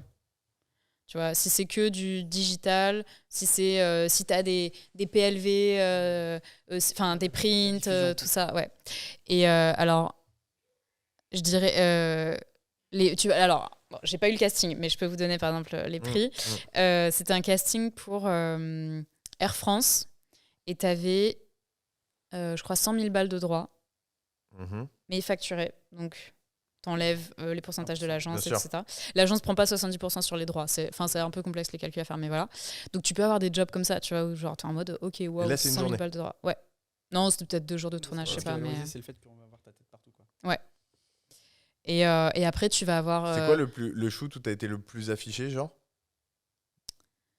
Alors, en fait, avec le digital, ça devient relou parce que c'est hors de contrôle. Donc, si la personne, elle sponsorise comme un malade, tu peux pas le prévoir. Donc, tu vas avoir affiché dans la rue. Enfin, tu vois, tout se redéfinit différemment parce que avant la télé ça payait super bien, genre si t'as des droits TV c'est ce qui allait exploser, mais aujourd'hui en vrai qui regarde la télé, tu vois. Donc ça a plus de sens que ce soit les droits les plus payés. Aujourd'hui sur le mannequinat justement que les contrats de TV ont carrément chuté là où avant t'étais moi alors je fais pas trop de TV donc mais oui quand même des fois on me dit genre ah ouais il y a de la TV et je vois les draps et je suis genre mais sérieux.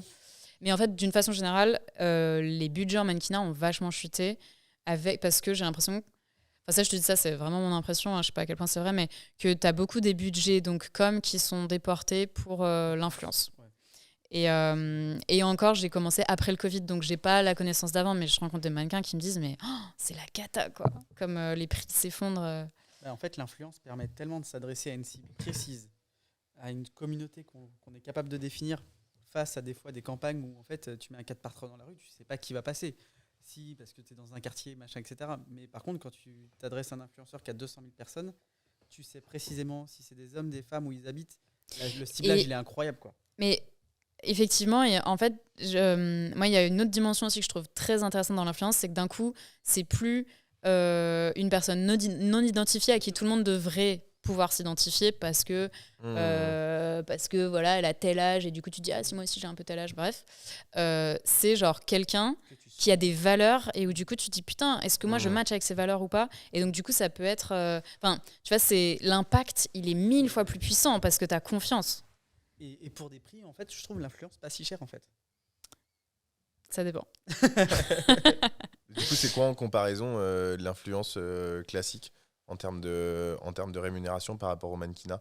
Tu disais que l'influence augmentait, le mannequinat baissait. Aujourd'hui, on est sur des prix qui sont similaires dans les deux, ou l'influence a déjà dépassé largement le mannequinat? Autrement dit, est-ce que toi, aujourd'hui, tu factures, tu vas me dire ça va dépendre des contrats, mais en gros, si tu as deux comparaisons, est-ce que tu factures plus cher du mannequinat ou tu factures plus cher de l'influence? Ça va effectivement dépendre des contrats, mais c'est clairement plus rentable et intéressant l'influence. Ok. Mais attends, et pour répondre à ta question, parce que ça en plus je pense que vous allez connaître, le truc où j'ai été le plus placardé, je pense c'était Galeries Lafayette. Ah bah oui, on connaît, ouais. Vous connaissez ça. Ah, t'as fait Galeries Lafayette? Ouais. Donc partout en France, j'imagine, Ouais. peut-être même dans le monde, je sais pas si les Galeries Lafayette, c'est Oui, un peu dans le monde, ouais.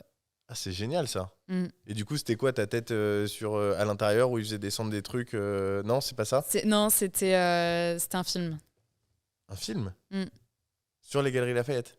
Enfin, un film, je veux dire, une campagne vidéo. Ah oui, quoi. ok, tu fais genre 2 minutes et tu Ouais, passes ouais. en boucle. Mm. Ah, c'est ouf ça. Mais non, peut-être qu'il passe plus là, mais ils avaient racheté des droits récemment, donc il a été rediffusé. Et quand tu dis rachète des droits, c'est-à-dire qu'ils te reversent genre X euros, et du coup, là, t'as rien demandé à personne, t'as pas besoin de retourner. Exactement. Juste, Ils achètent les droits pour une certaine période, j'imagine. Ouais. Et une fois qu'elle est écoulée, s'ils veulent reconduire, ils doivent repayer un truc. Ça, c'est genre, tu reçois un mail de ton agent, genre, hey Eve, bonne nouvelle, ils renouvellent les droits, genre, ok. c'est à la marge ou ça arrive souvent?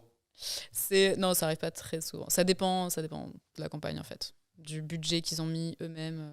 Mais en fait, c'est ça, c'est que tu as tellement d'incertitudes, tu as tellement de trucs que tu maîtrises pas, que c'est un job où tu es genre... T'as des fois, c'est trop bien, et puis des fois, tu es en mode... Ouais, c'est très aléatoire. Ouais. Et justement, c'est là où l'influence vient en complément. C'est comme tu dis, tu peux un peu plus gérer ta carrière parce qu'il y a des choses qui se maîtrisent davantage et t'as moins d'intermédiaires aussi, malgré tout. Hein. Il y a moins d'intermédiaires. Et puis, en fait, c'est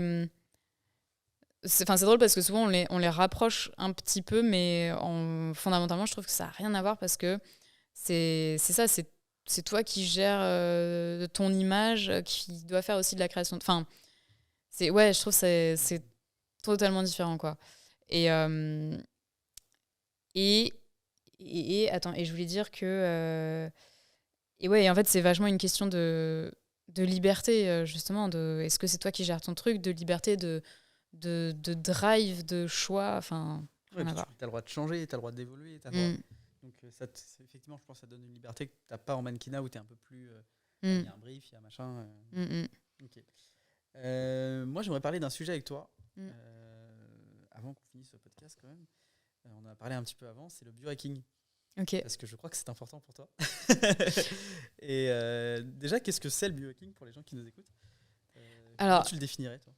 Je suis pas la première experte en biohacking, mais je le définis. Alors moi, je le vois comme le fait de s'intéresser déjà à ta santé, à ta longévité, d'avoir envie de la maximiser. Enfin, je sais qu'il y a différents types de biohacking, mais moi, celui qui m'intéresse, c'est celui qui est sur la santé et la longévité. Et du coup, selon moi, le biohacking, c'est que tu vas commencer à mesurer des métriques biologiques personnelles faire des changements dans ta vie et regarder l'impact que ça a. Et si tu vois que ça améliore, tu continues. Enfin voilà, c'est d'un coup, tu commences à faire des KPIs en fait de ta santé. Tableau de bord. C'est ce ouais, c'est ça. Et que du coup, tous les petits changements que tu vas faire dans ta vie, on parle tout le temps de morning routine, on parle tout le temps de plein de trucs. Je prends des vitamines, je prends des trucs, je fais de la méditation, je fais machin. C'est que d'un coup, là, tu peux mesurer très concrètement, ok, c'est quoi l'impact en fait ? Est-ce que j'en vois un ? Est-ce qu'il est positif ? Est-ce qu'il vaut le coup ? Genre, si tu regardes en termes d'effort-résultat. Donc, pour moi, c'est ça. Une des phrases que je préfère, et je fais un parallèle avec le métier de commercial, c'est tout ce qui est mesurable est améliorable. Et effectivement, le biohacking, le fait de commencer par mesurer quelque chose, c'est le point de départ pour pouvoir l'améliorer. Parce qu'en fait, améliorer quelque chose, si on veut l'améliorer de manière significative, il faut le mesurer. Ouais. Okay. T'as vu le documentaire sur Netflix sur les zones bleues ? Non, je l'ai pas vu encore, mais je connais un peu mais il faut que je le regarde. Tu l'as vu ? Je pense que ça t'intéresserait beaucoup. Carrément. Et je mange déjà régime méditerranéen. Ouais, en gros, il y a plusieurs trucs qui en ressortent, mais régime méditerranéen, activité physique. Je crois que la base de tout, c'est activité physique. Ouais, activité physique, ça fait la diff. Et peut-être un truc qu'on sous-estime, lien social. Ouais. C'est les 3 bases, je trouve, qui ressortent de ce reportage. Et le lien social, et surtout, autant le lien social à notre âge, etc., c'est facile, c'est la vie au quotidien, tu travailles, etc. Passer 60, 70, 80 ans, surtout dans notre société occidentale, paf, là, ça plonge complètement. C'est tellement vrai. Et c'est là où ça devient... Et du coup, ce qui est expliqué dans ces zones bleues, pour une partie en tout cas, pour pas dire pour toutes, c'est qu'ils arrivent à maintenir ce lien social à travers les générations et à continuer à fréquenter, etc., des personnes. Ce qui nous manque peut-être... Nous, on a un système qui fonctionne très bien jusqu'à, je dirais, 75 ans. En gros, jusqu'à 65 ans, tu travailles, 60-65 ans, donc là, tu es dans la vie active, lien social, il existe, etc. 65-75, retraite pour tout le monde, donc tu vas avec tes potes faire de la pétanque, etc. Peut-être ça plus dans le sud de la France, mais grosso modo, vous avez compris l'idée. Et après, 75 ans, des petites douleurs physiques, etc. Et en fait, il parlait d'un peuple sur une île japonaise, et il disait que l'idée était peut-être de se dire, c'est con, hein, mais on s'assoit sur des chaises, et du coup, on a un effort physique qui est moindre, parce qu'on est tout le temps assis sur une chaise, donc tu te lèves, tu t'assois, c'est facile. Et vu qu'au Japon, tu sais, ils vivent beaucoup au sol, ça ne se voit pas sur des chaises, et ben du coup, rien que par jour, ils font une trentaine de flexions, parce que tu dois te lever, tu dois machin. Et juste ça, déjà, rien que ça, c'est une base de l'entretien physique. Et tu as plein de choses comme ça qui sont développées dans ce reportage. Et pour le coup, c'est vrai que moi, c'est un sujet auquel j'apporte que trop peu d'importance, malheureusement. Pour autant, je pense que c'est un vrai sujet important. Et en plus, si tu le considères, je pense que... Je sais pas si tu vas apprendre grand-chose, parce que j'imagine que tu es déjà bien renseigné. Non, mais si, clairement. Mais il y a pas mal de petits tips sur ces endroits où... Et par contre, il y a un chiffre, moi, qui m'a... Je crois que j'étais naïf sur le sujet. Mais en gros, je crois qu'en moyenne dans le monde, c'est... Alors, pas dire de bêtises, mais je crois que c'est 21 centenaires pour 100 000 habitants. Et dans ces zones bleues, en moyenne, c'est 83 ou 84 pour 100 000 habitants. Moi, naïvement, je pensais que c'était beaucoup, beaucoup plus que ça. Je pensais qu'il y avait beaucoup plus de centenaires que ça. Mais en fait, pas tant que ça. Putain, moi, j'aurais cru moins. 21, je trouve ça pas mal déjà. Pour 100 000 habitants ? Ah oui, non, putain, ouais. Tu te rends compte ? Ouais. C'est-à-dire pour 100 000 personnes. Putain, pardon, j'avais zappé. Okay, c'est-à-dire que, genre, à Nantes, tu as 300 000 habitants. Ouais. C'est-à-dire que tu auras 60 centenaires. Ouais. Sur tous les gens de Nantes, genre. C'est peu, quoi. Enfin, moi, je pensais qu'il y en avait beaucoup plus. Je ne t'ai jamais posé la question.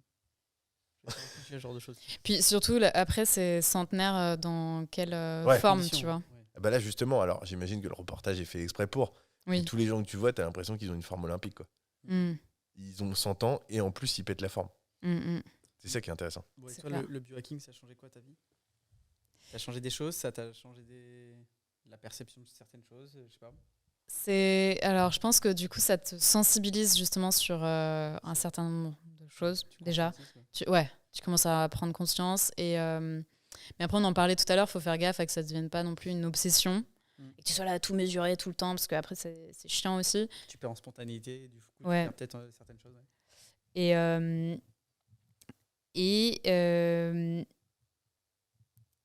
ouais, non, mais si, ça amène à faire plein de petits changements dans sa vie, ça te sensibilise, Mais je dirais, en fait, j'ai pas encore eu le moment dans ma vie où je me faisais des grosses sessions de tests comme ça, tu vois. Mais j'aimerais bien. Okay. Mais 2 semaines, genre, ouais, en mode auto-laboratoire, tu vois, à tester des trucs vraiment. Par exemple, il y a une mode en ce moment, enfin, c'est pas que en ce moment, mais je veux dire, en ce moment, on en entend beaucoup parler. C'est, tu sais, les rap langues style ayurvédique. Vous avez peut-être vu passer ça sur TikTok, des trucs comme ça. C'est genre des. Tu retires le blanc que t'as sur la langue, c'est ça? Non, Ouais. rien à voir. Enfin, si, oui, c'est ça. Mais ça existe depuis longtemps, un peu le rap langue que t'en as sur ta brosse à dents. Mais là, c'est vraiment le rap langue traditionnel d'Ayurveda qui ressort, où tu vas la voir en faire, et tu te rappes la langue et tout. Et, Ça sert à quelque chose, ça? mais justement, tu vois, j'aurais envie de tester en mesurant, parce que toutes les personnes qui le font, à qui je demande, je dis genre, ok, t'as vu un gros impact en termes de bien-être physique, quoi. Et c'est genre, non. Bon, ok. Dommage. Et effectivement, je pense qu'il faut tester et ne changer que ça. Ouais. Parce qu'en fait, ça, c'est compliqué. Si tu testes quelque chose, il faut rien changer à ta vie, changer que cette chose-là et voir comment ça se passe, tu vois. Ouais. Sinon, tu peux pas savoir ce qui marche et ce qui marche pas sur toi. Et après, je pense aussi que c'est aussi très individuel. Genre, par exemple, moi, c'est idiot, mais tu vois, là, j'ai une montre. Bon, on me l'a offerte pour mon anniversaire, c'est pour ça que je la porte, mais j'ai remarqué un truc. Je sais pas si c'est lié au biohacking ou voilà, mais quand je porte quelque chose au poignet, je me sens plus en confiance en moi. Ah. C'est fou, hein? Non, je pense pas que c'est lié. Je sais pas à quoi c'est lié, mais des fois, c'est peut-être psychologique, mais en tout cas, ça aide. Si tu te rappes la langue et que tu te sens mieux le matin, oui. Après tout, que ça marche ou pas... À ce niveau-là, je suis d'accord à 100%. Ouais. Oui, l'effet placebo. Ouais. En vrai, tant que toi, tu te sens mieux, c'est le principal. Hein. Ouais, c'est clair. Et toi, en termes de biohacking, alors, si tu avais 3 choses à mettre en place demain pour nous, en tant que novice sur le sujet, qu'est-ce qu'on pourrait faire très concrètement, facilement, pour pouvoir améliorer notre quotidien?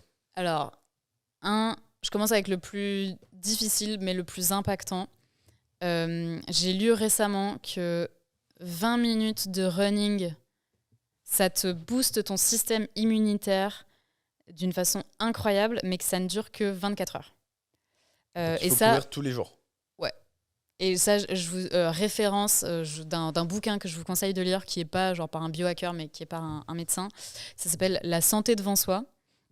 Et je vous recommande à 1000% de le lire. Il y a aussi plein de petits tips hyper intéressants. 20 minutes, juste pour qu'on comprenne, d'activité physique ou c'est course à pied spécifiquement? Running plutôt.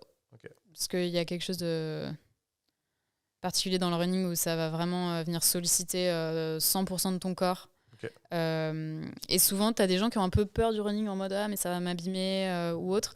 Mais en fait, il faut faire la différence entre l'activité physique et la performance. Et si tu forces pas, on est fait pour courir quand même. Enfin, tu vois, a priori, il devrait pas y avoir de soucis. Donc, genre, limite, je suis sûre que tu peux trouver des tutos YouTube sur c'est quoi la bonne façon de courir, histoire de pas faire n'importe quoi. Mais et psychologiquement, le running, moi, à titre perso, il était hyper important parce que genre, tu as l'impression d'avancer. Et c'est hyper important. Ouais, donc pas en salle. Ah non. Ouais, on est d'accord. Inconcevable. Je suis 100% d'accord. non, inconcevable. En fait, le fait de courir, ne serait-ce que de marcher, t'as un problème moi, si j'ai un problème à régler, je vais marcher. Ou je vais courir. Parce que déjà, j'ai l'impression d'avancer vers la solution. Tu vois. Tu cours, toi? Mais c'est pas tous les jours avec moi. Hein. Sérieux? Je croyais que tu faisais zéro sport. Hier, j'ai fait 2 heures de kite. Il y a 3 jours. Ah oui. C'est vrai? Ouais, bien sûr. Je savais pas que tu faisais de la course à pied. Oui, du kite, oui, je sais, mais... Si, aussi, je cours un peu maintenant. Ah ouais? Tu fais quoi? Tu fais genre 10 bornes? L'autre jour, j'ai fait... c'est pas beaucoup, non, je fais 7-8 bornes. Ok. Ah, je savais pas que tu faisais de la course à c'est pied. beaucoup, 7-8 bornes, tu déconnes? Ouais, ça va. J'ai fait plus, mais non, ça va. Ah, putain, je savais pas. Quoi?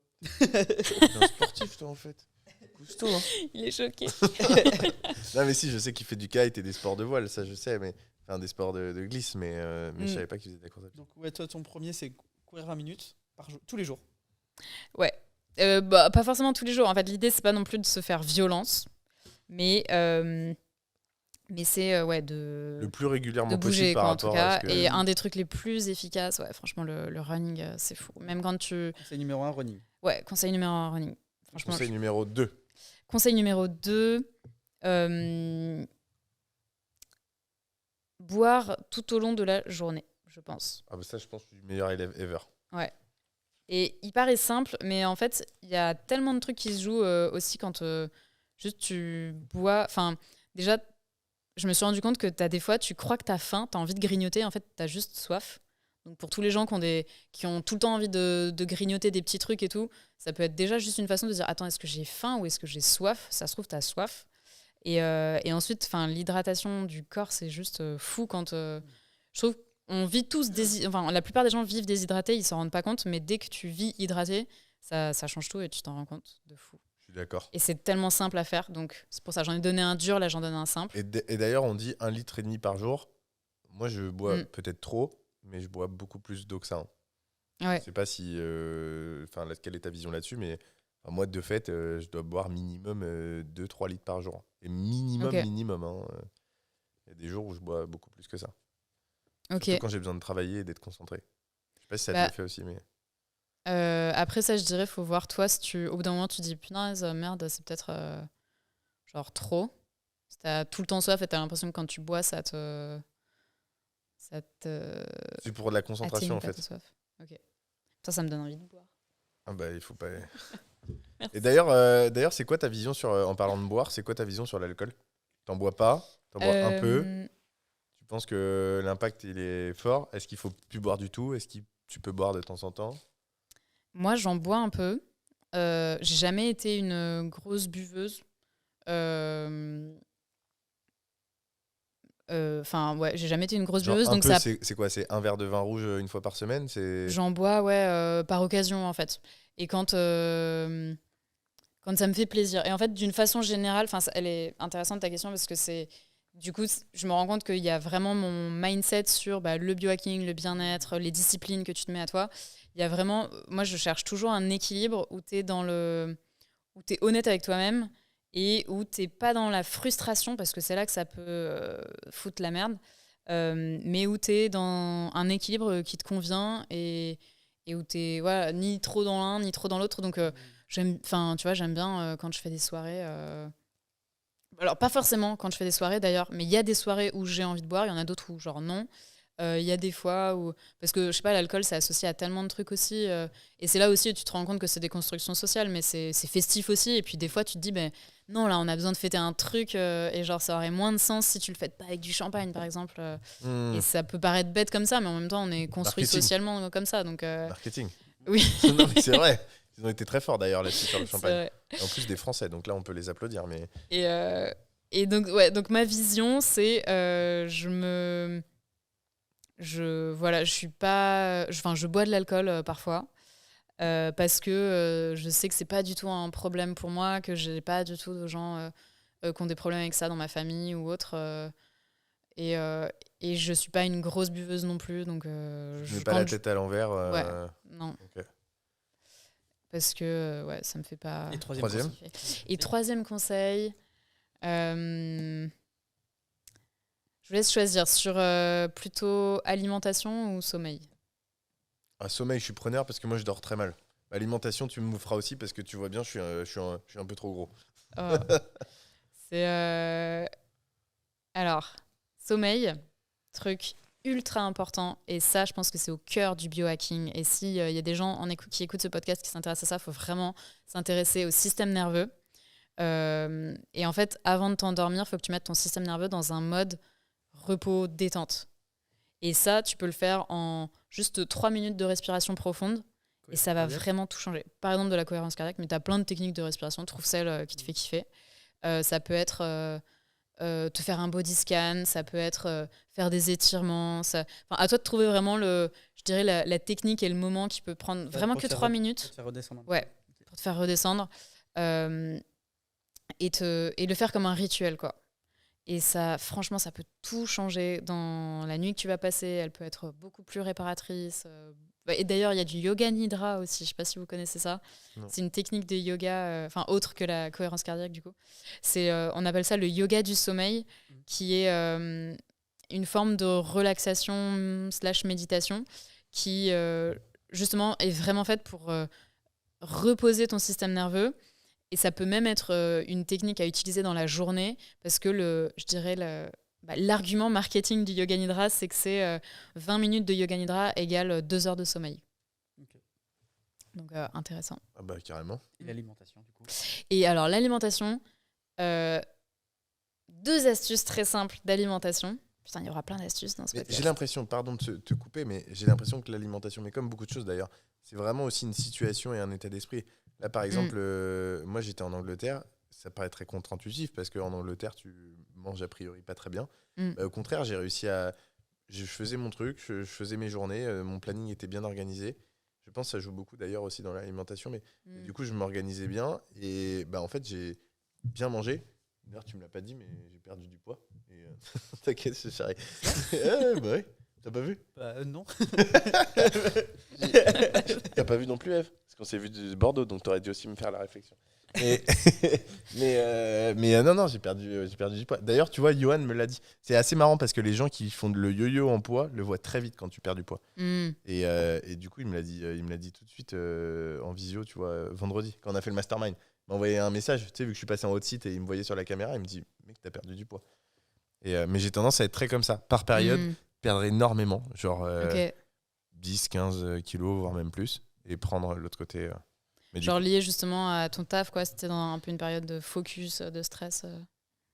Justement, je sais pas trop en fait. C'est plus un état d'esprit, un moment où quand je trouve une raison valable de le faire et que j'arrive à trouver la motivation, je la garde pendant un temps donné, qui peut être plus ou moins long. Je pense que la plus longue période où j'ai tenu, ça devait être 2 ans, 2 ans et demi. Et après, je lâche et ça repart, et puis ça redescend, et puis c'est cyclique, tu vois. Ah putain, moi, le yo-yo, je pensais que c'était genre plus court, quoi. C'est long, 2 ans. Enfin... Ouais, mais parce que là, c'était une période où je voulais faire de la boxe en compétition, et du coup, il fallait que je fasse moins de 75 kilos pour pas être dans une catégorie où ça tapait trop fort. Et donc, j'avais une raison valable de pas prendre trop de poids, tu vois. Mais sinon, ouais, non, moi, les effets yo-yo, ils sont... Et malheureusement, je suis plus souvent en haut qu'en bas. C'est ça le problème. Mais du coup, vas-y, excuse-moi, je t'ai coupé pour les idées. Non, t'inquiète. Du coup, 2 idées. Enfin, 2 astuces. La première, c'est manger en conscience. C'est-à-dire prendre le temps, en fait. Enfin, je dirais, il y a plein d'idées dans le fait de manger en conscience, mais prendre le temps de te demander déjà niveau qualité d'aliments, genre qu'est-ce que tu es en train de manger, ça vient d'où. Après, parce que rien que ça, en fait, tu as des trucs où des fois tu te dis, c'est compliqué de manger sain ou pas. En fait, si déjà tu n'arrives pas à identifier quels sont les ingrédients qu'il y a dans ton plat, c'est genre mauvais signe.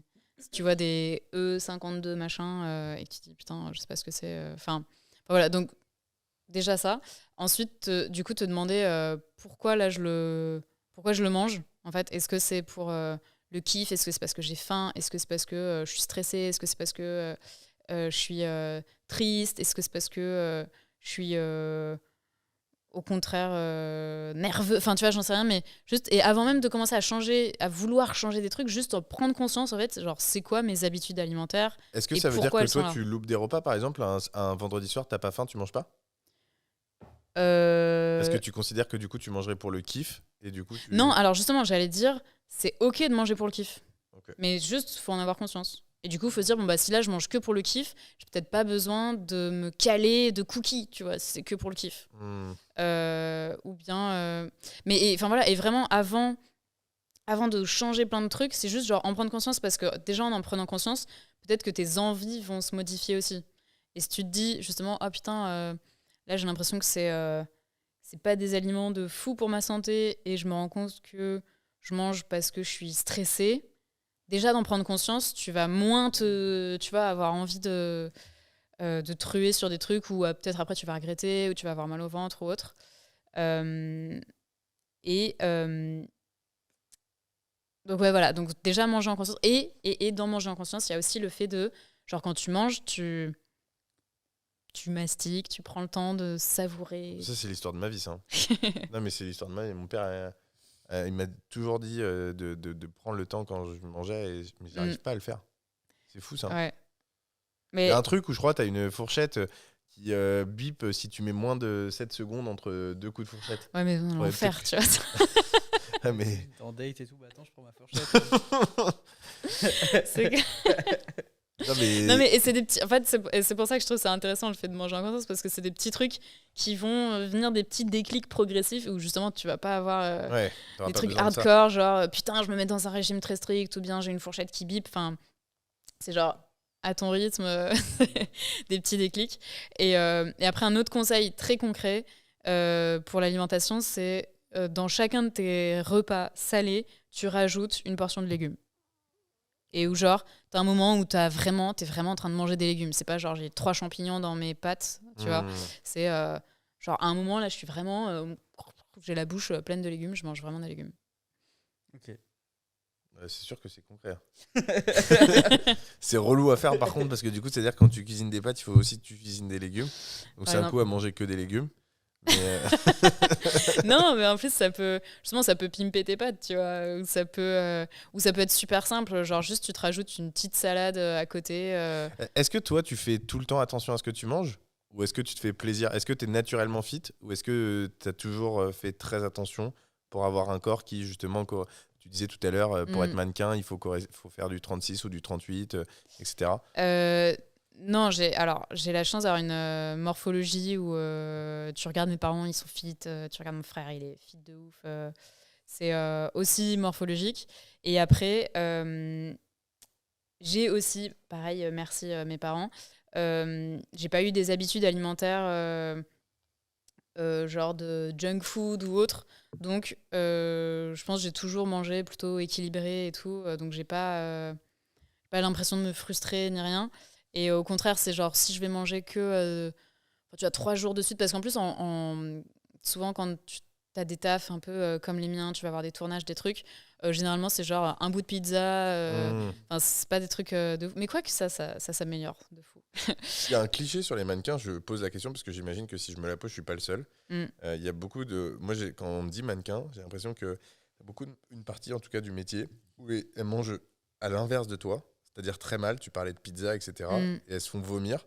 C'est toi qui l'as vu de l'intérieur, est-ce que c'est le cas ou c'est juste une idée reçue ? Non. Non, tu l'as pas vu ça ? Ouais, et puis après, comme je disais, je pense que le métier, il évolue énormément. Et aujourd'hui, il y a aussi ce lien avec l'influence où en fait, on veut vraiment des gens auxquels on peut s'identifier. Vous avez dû voir toutes les campagnes, tu veux des gens auxquels tu peux t'identifier et tout.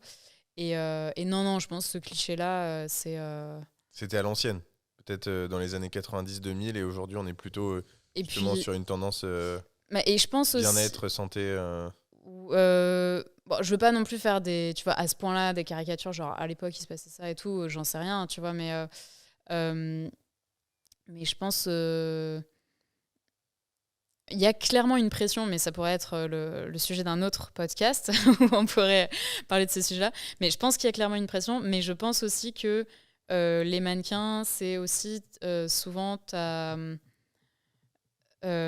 moi, la plupart des mannequins que je connaisse, elles sont pas non plus dans une lutte.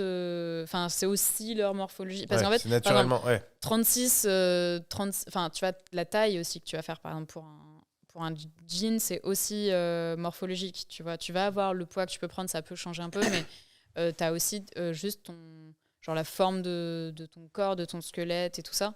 Et donc... les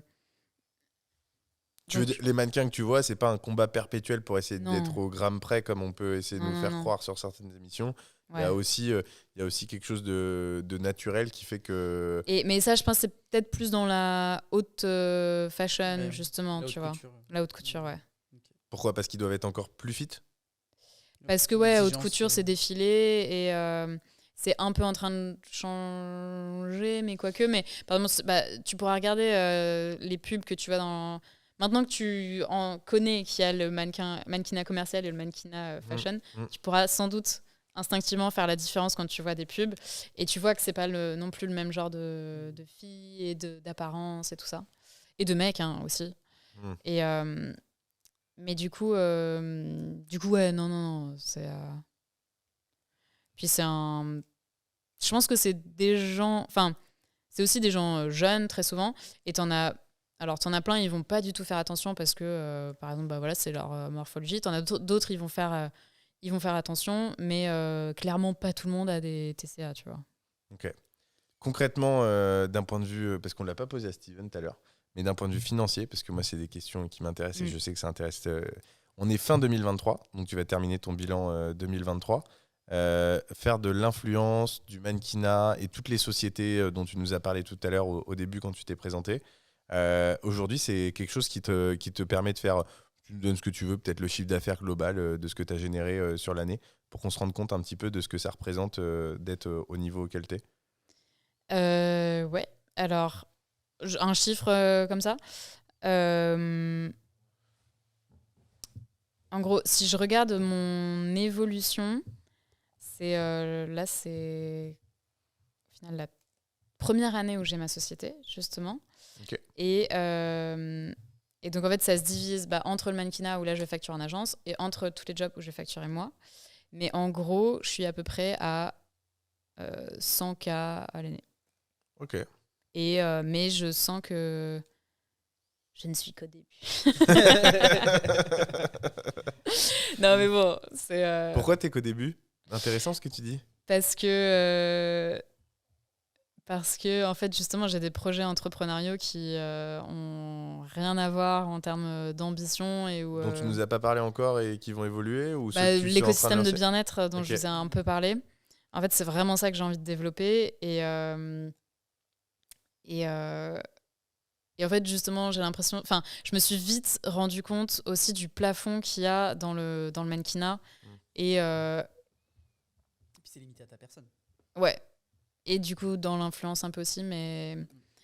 Et voilà, c'est un peu mes premières années d'expérience où je gagne ma vie. Je vois des milieux. Bon, j'ai pas testé le milieu salarial, mais je me rends compte des possibilités, des difficultés et tout. Et en fait, c'est genre go pour viser des trucs beaucoup plus haut que ça. Et ouais, bien sûr. Ok, trop cool. Trop cool. Vas-y. J'y vais. On a 2 questions pour terminer. Pour terminer le podcast. La première, c'est c'est quelle est ta passion, un toc ou un tic, comme tu veux, inavouable. Un truc que tu fais où tu te dis merde, je pourrais pas le dire. On va te laisser le temps de la réflexion. Si jamais il n'y a rien qui te vient, on pourra te donner des exemples. Mais Erwan avait raison tout à l'heure, il a dit on ne donne pas d'exemple comme ça, on ne t'induit pas en erreur. Pour information, Steven, au départ, nous a donné une passion qu'on n'a pas trouvée inavouable. Et après, on lui a donné des exemples, il nous a donné une autre passion. Et là, on s'est dit, ah bah là, c'est inavouable. J'ai trop envie de savoir.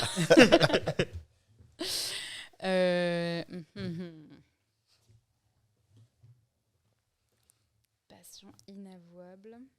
Pendant ce temps-là, le temps qu'il réfléchisse, tu peux avoir du montage. tu peux nous donner ton avis sur le studio, Erwan, parce que je sais pas quel est ton avis. Qu'est-ce que tu en penses du studio? Tu vas faire du montage.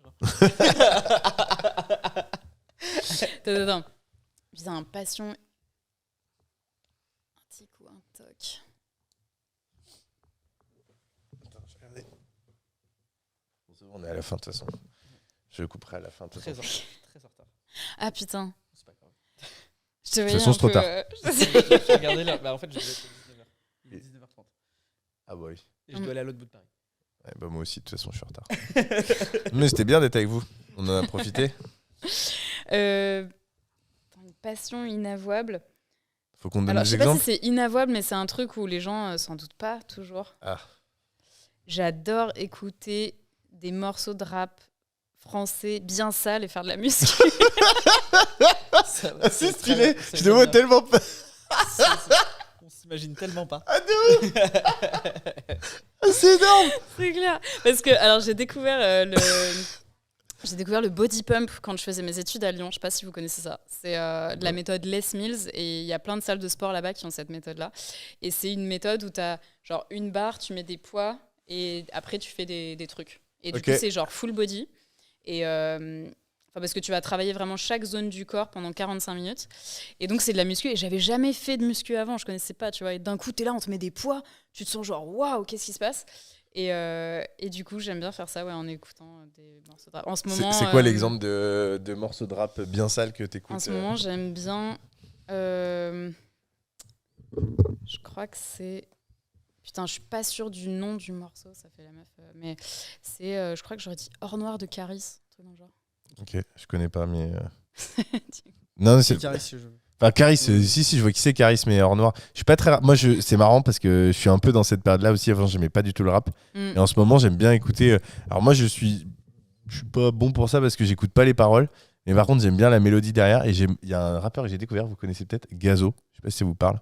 Ah, de nom, mais j'ai Et j'adore la voix qu'il a. Et du coup, je me suis mis à écouter pas mal de ses morceaux parce que du coup, je trouve que la voix est cool. Il y a aussi un autre, Tiakola, je sais pas si ça vous parle. Non. Il a fait un truc Meda. Non, ça vous parle pas. Bon, ok, t'écoutes du rap bien vénère. Très stylé. Et est-ce qu'il y Et a en boucle en plus, tu sais, genre je bug sur 3-4 chansons et c'est les mêmes. repeat, en mode Pendant repeat, une heure. Repeat et. Ah ouais. Une playlist de 4 repeat quoi. T'imagines, tu la vois dans la salle, en mode avec le sourire. Oh, à l'écoute du Vivaldi. Elle retire son écouteur et là, t'as entendu que ta mère. Non mais attends, je te donnerai le nom du morceau exact après. Tu te sens puissant. Ah non, c'est bien ça, c'est une bonne réponse. Bon bah écoute, énorme. Et est-ce qu'il y a pendant ce podcast, il y a un sujet qu'on n'a pas évoqué et que tu aurais bien aimé qu'on évoque ensemble? Une question qu'on t'a pas posée et à laquelle tu aimerais répondre.